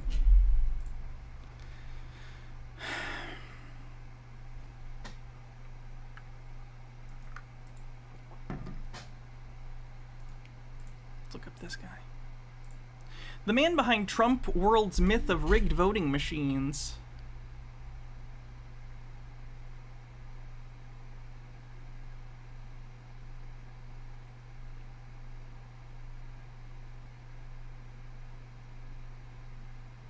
Let me see if it comes up here somewhere. Control F, Jeff. There we go. It would be nearly a year after the cyber conference before Lindell would publicly name an expert who claimed to have authenticated the data he bought from Montgomery. The only person Reuters could identify who says he has examined and vouched for the material is Jeff O'Donnell, a Florida computer engineer. O'Donnell has promoted rigged election theories on the internet, writing as, quote, the lone raccoon. Last summer, Lindell hired him to vet Montgomery's data, said O'Donnell, who continued to work as a cyber expert on Lindell's team searching for election fraud evidence. In July, Lindell flew to Florida and brought O'Donnell to a house where Montgomery had a half-dozen computers and multiple screens set up on a long table, O'Donnell told Reuters. That's interesting. He has a Rumble channel? Okay, good. He said he initially doubted Montgomery's claims. Within a couple of hours, the two men had formed a connection. Oh, boy.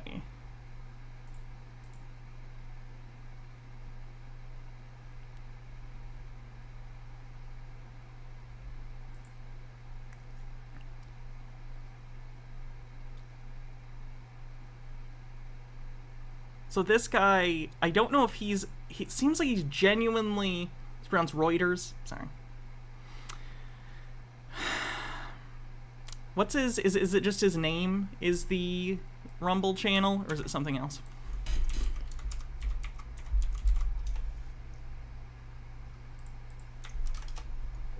Because I'm wondering if this guy is in on the grift, or he's perpetrating it on Mike, or if he's just also out there and doesn't really know what he's doing and is Dunning-Krugering.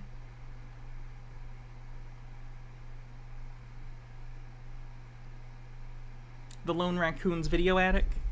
Thank you.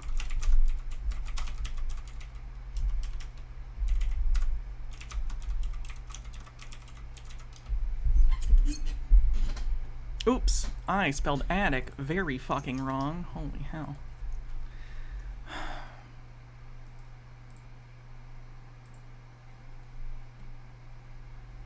Not coming up, one sec. Did I spell something wrong? Well, I'll use Google if I have to, because sometimes it's better than Rumble or any of these other things. Here, do that. Oh, nope, it had it. Shit. Here he is. Oh, he only has 2 videos. Interesting.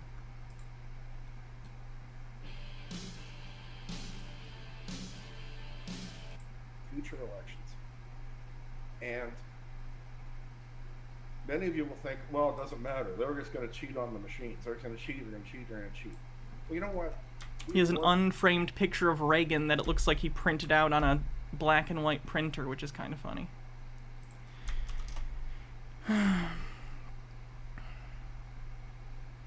Yeah, he has his own show here on Mike Lindell's website. Of course he does. Wow. Oh my god, he has a Matrix shirt. That's kind of funny.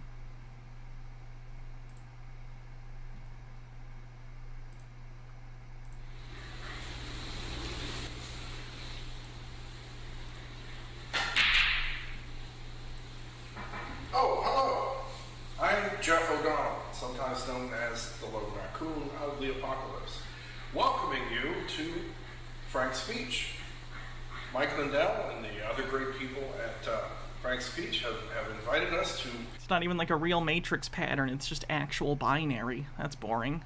bring the Raccoon Army presence here. And we're going to have a lot of fun with this, and we're going to make a difference with this. Not only is it a place where you can find the reports that I've written, and Could you not film this in a cavernous room? am writing and will write. And Interesting. What is his education on this? University of Pittsburgh. Experience. Senior software engineer at Rockwell International in 1991. He worked there for 6 years, developed PC applications and embedded 6502 code to support group of hardware engineers, developed coding standards and procedures which were adopted throughout the company. He has a bachelor's degree in mathematics and computer science. Getting a bachelor's degree in mathematics and computer science in 1982, I don't think that gives you any sort of expertise in any of the things he's claiming. He got his degree before the internet was, like, even a widespread thing. Like, I'm sure he kept up. I know when you're in, like, computer technology, you need to continue your education all the time. It's not something you stay static on, otherwise you'll have no career. But I'm kind of wondering if that's what happened here, and this guy maybe got a little behind and is now basically grifting Mike Lindell. Again, I'm not saying that's actually happening. It's just a hypothetical scenario in my head that I keep thinking about, and it's really interesting. Worked at Westinghouse Nuclear from 91 to 94, developed safety system software for the company's nuclear reactor product. Okay, watch out for that nuclear reactor, apparently. Consulting and game development for Three Rivers Software from 1994 to 2002. That's so interesting to me, jumping from writing software for a nuclear plant to a game dev. Interesting. Three Rivers Software. What games did they put out? I'm so curious.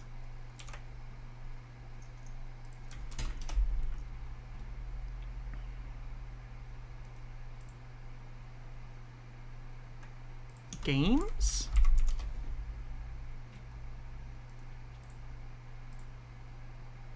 Oh, I don't think that's them. Credited 3 games from 1987 to 1988.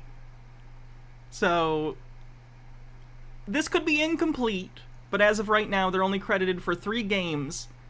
Alien Fire 2199 AD, 1987 on the Amiga, DOS, and Atari ST.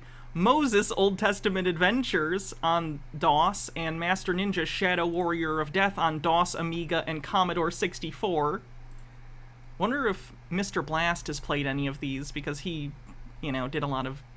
He likes gaming like this. He played them contemporarily, and he likes them now. So, I'm curious if he's played any of these. 13 people are on the credits. Not a very good score. Also not a very good score for the Moses thing. Oh, look at these graphics. I know it's DOS. I'm not giving it shit for the graphics. I just think it's cute. Oh, it's a text adventure. It's a Moses text adventure. That's interesting. Oh my. That's a sheep. That's a sheep. Oh my god. I don't know if the guy who designed this game is, credible in terms of election security. Because he's like a coder. He's not like a network guy, right? Again, he got his degree before the internet. Like, DARPANET was a thing at the time, but like, the internet 1.0 didn't really exist at this point. Or at its best, it existed as like the Matthew Broderick dialing in with an actual phone modem. Like, totally different. Oh my god. Oh, somehow that's even worse. Oh god. The Moses game playable in browser? Can you post it to the Discord or something? Because it deletes links in chat. Or you can just tell me the website or something. That's funny. What's it called? Moses Old Testament Adventures. I can probably just Google it.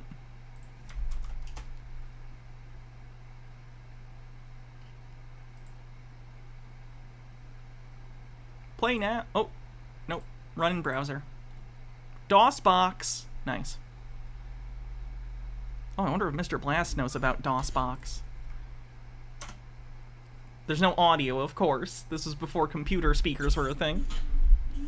You're sitting in a hot, arid desert surrounded by scrubby vegetation. The sun is really beating down, and you realize that you have been dozing for some time. You've been awakened by some sheep which are grazing on the sparse vegetation in the area. The desert stretches on in all directions. A mountain is visible in the west. There was an old staff here. Pick up staff. I don't know how to pick. Grab staff. Take staff. Taken. Okay, cool.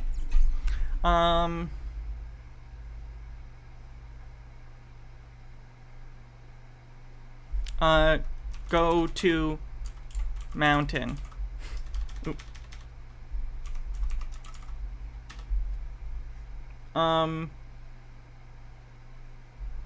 Go west. You slowly get up on your feet. You find yourself at the base of a mountain. The air is hot and dry, and the only vegetation is some small spindly bushes. There may have been a rock slide here recently because you see many small jagged rocks on the ground. The desert stretches on to the east and the south. There is a rock here. Take rock. Taken.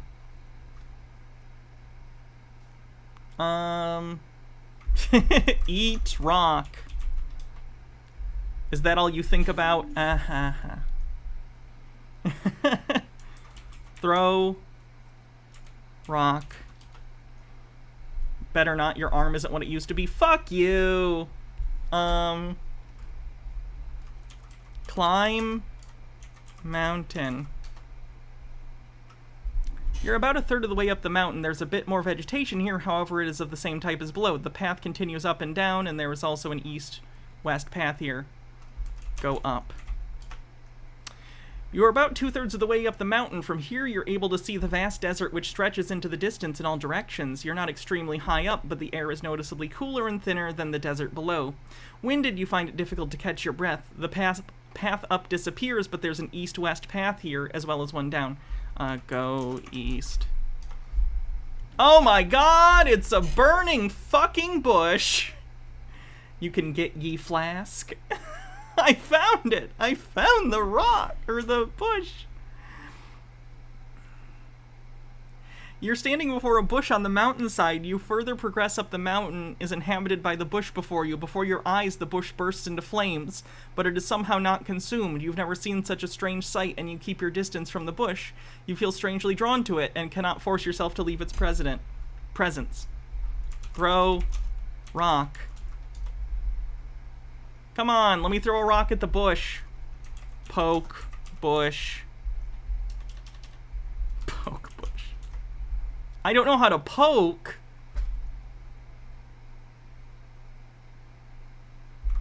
Touch bush.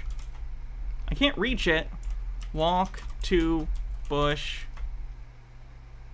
Go bush. Go bush. Oh my god, that fucking works! Bush isn't a direction, you fucking idiot! You want me to think you programmed election security and you made me write go Bush as if Bush is a fucking direction? Ugh. As you slowly approach the burning bush, you hear a loud voice booming out. Come no closer, thou art standing on holy ground.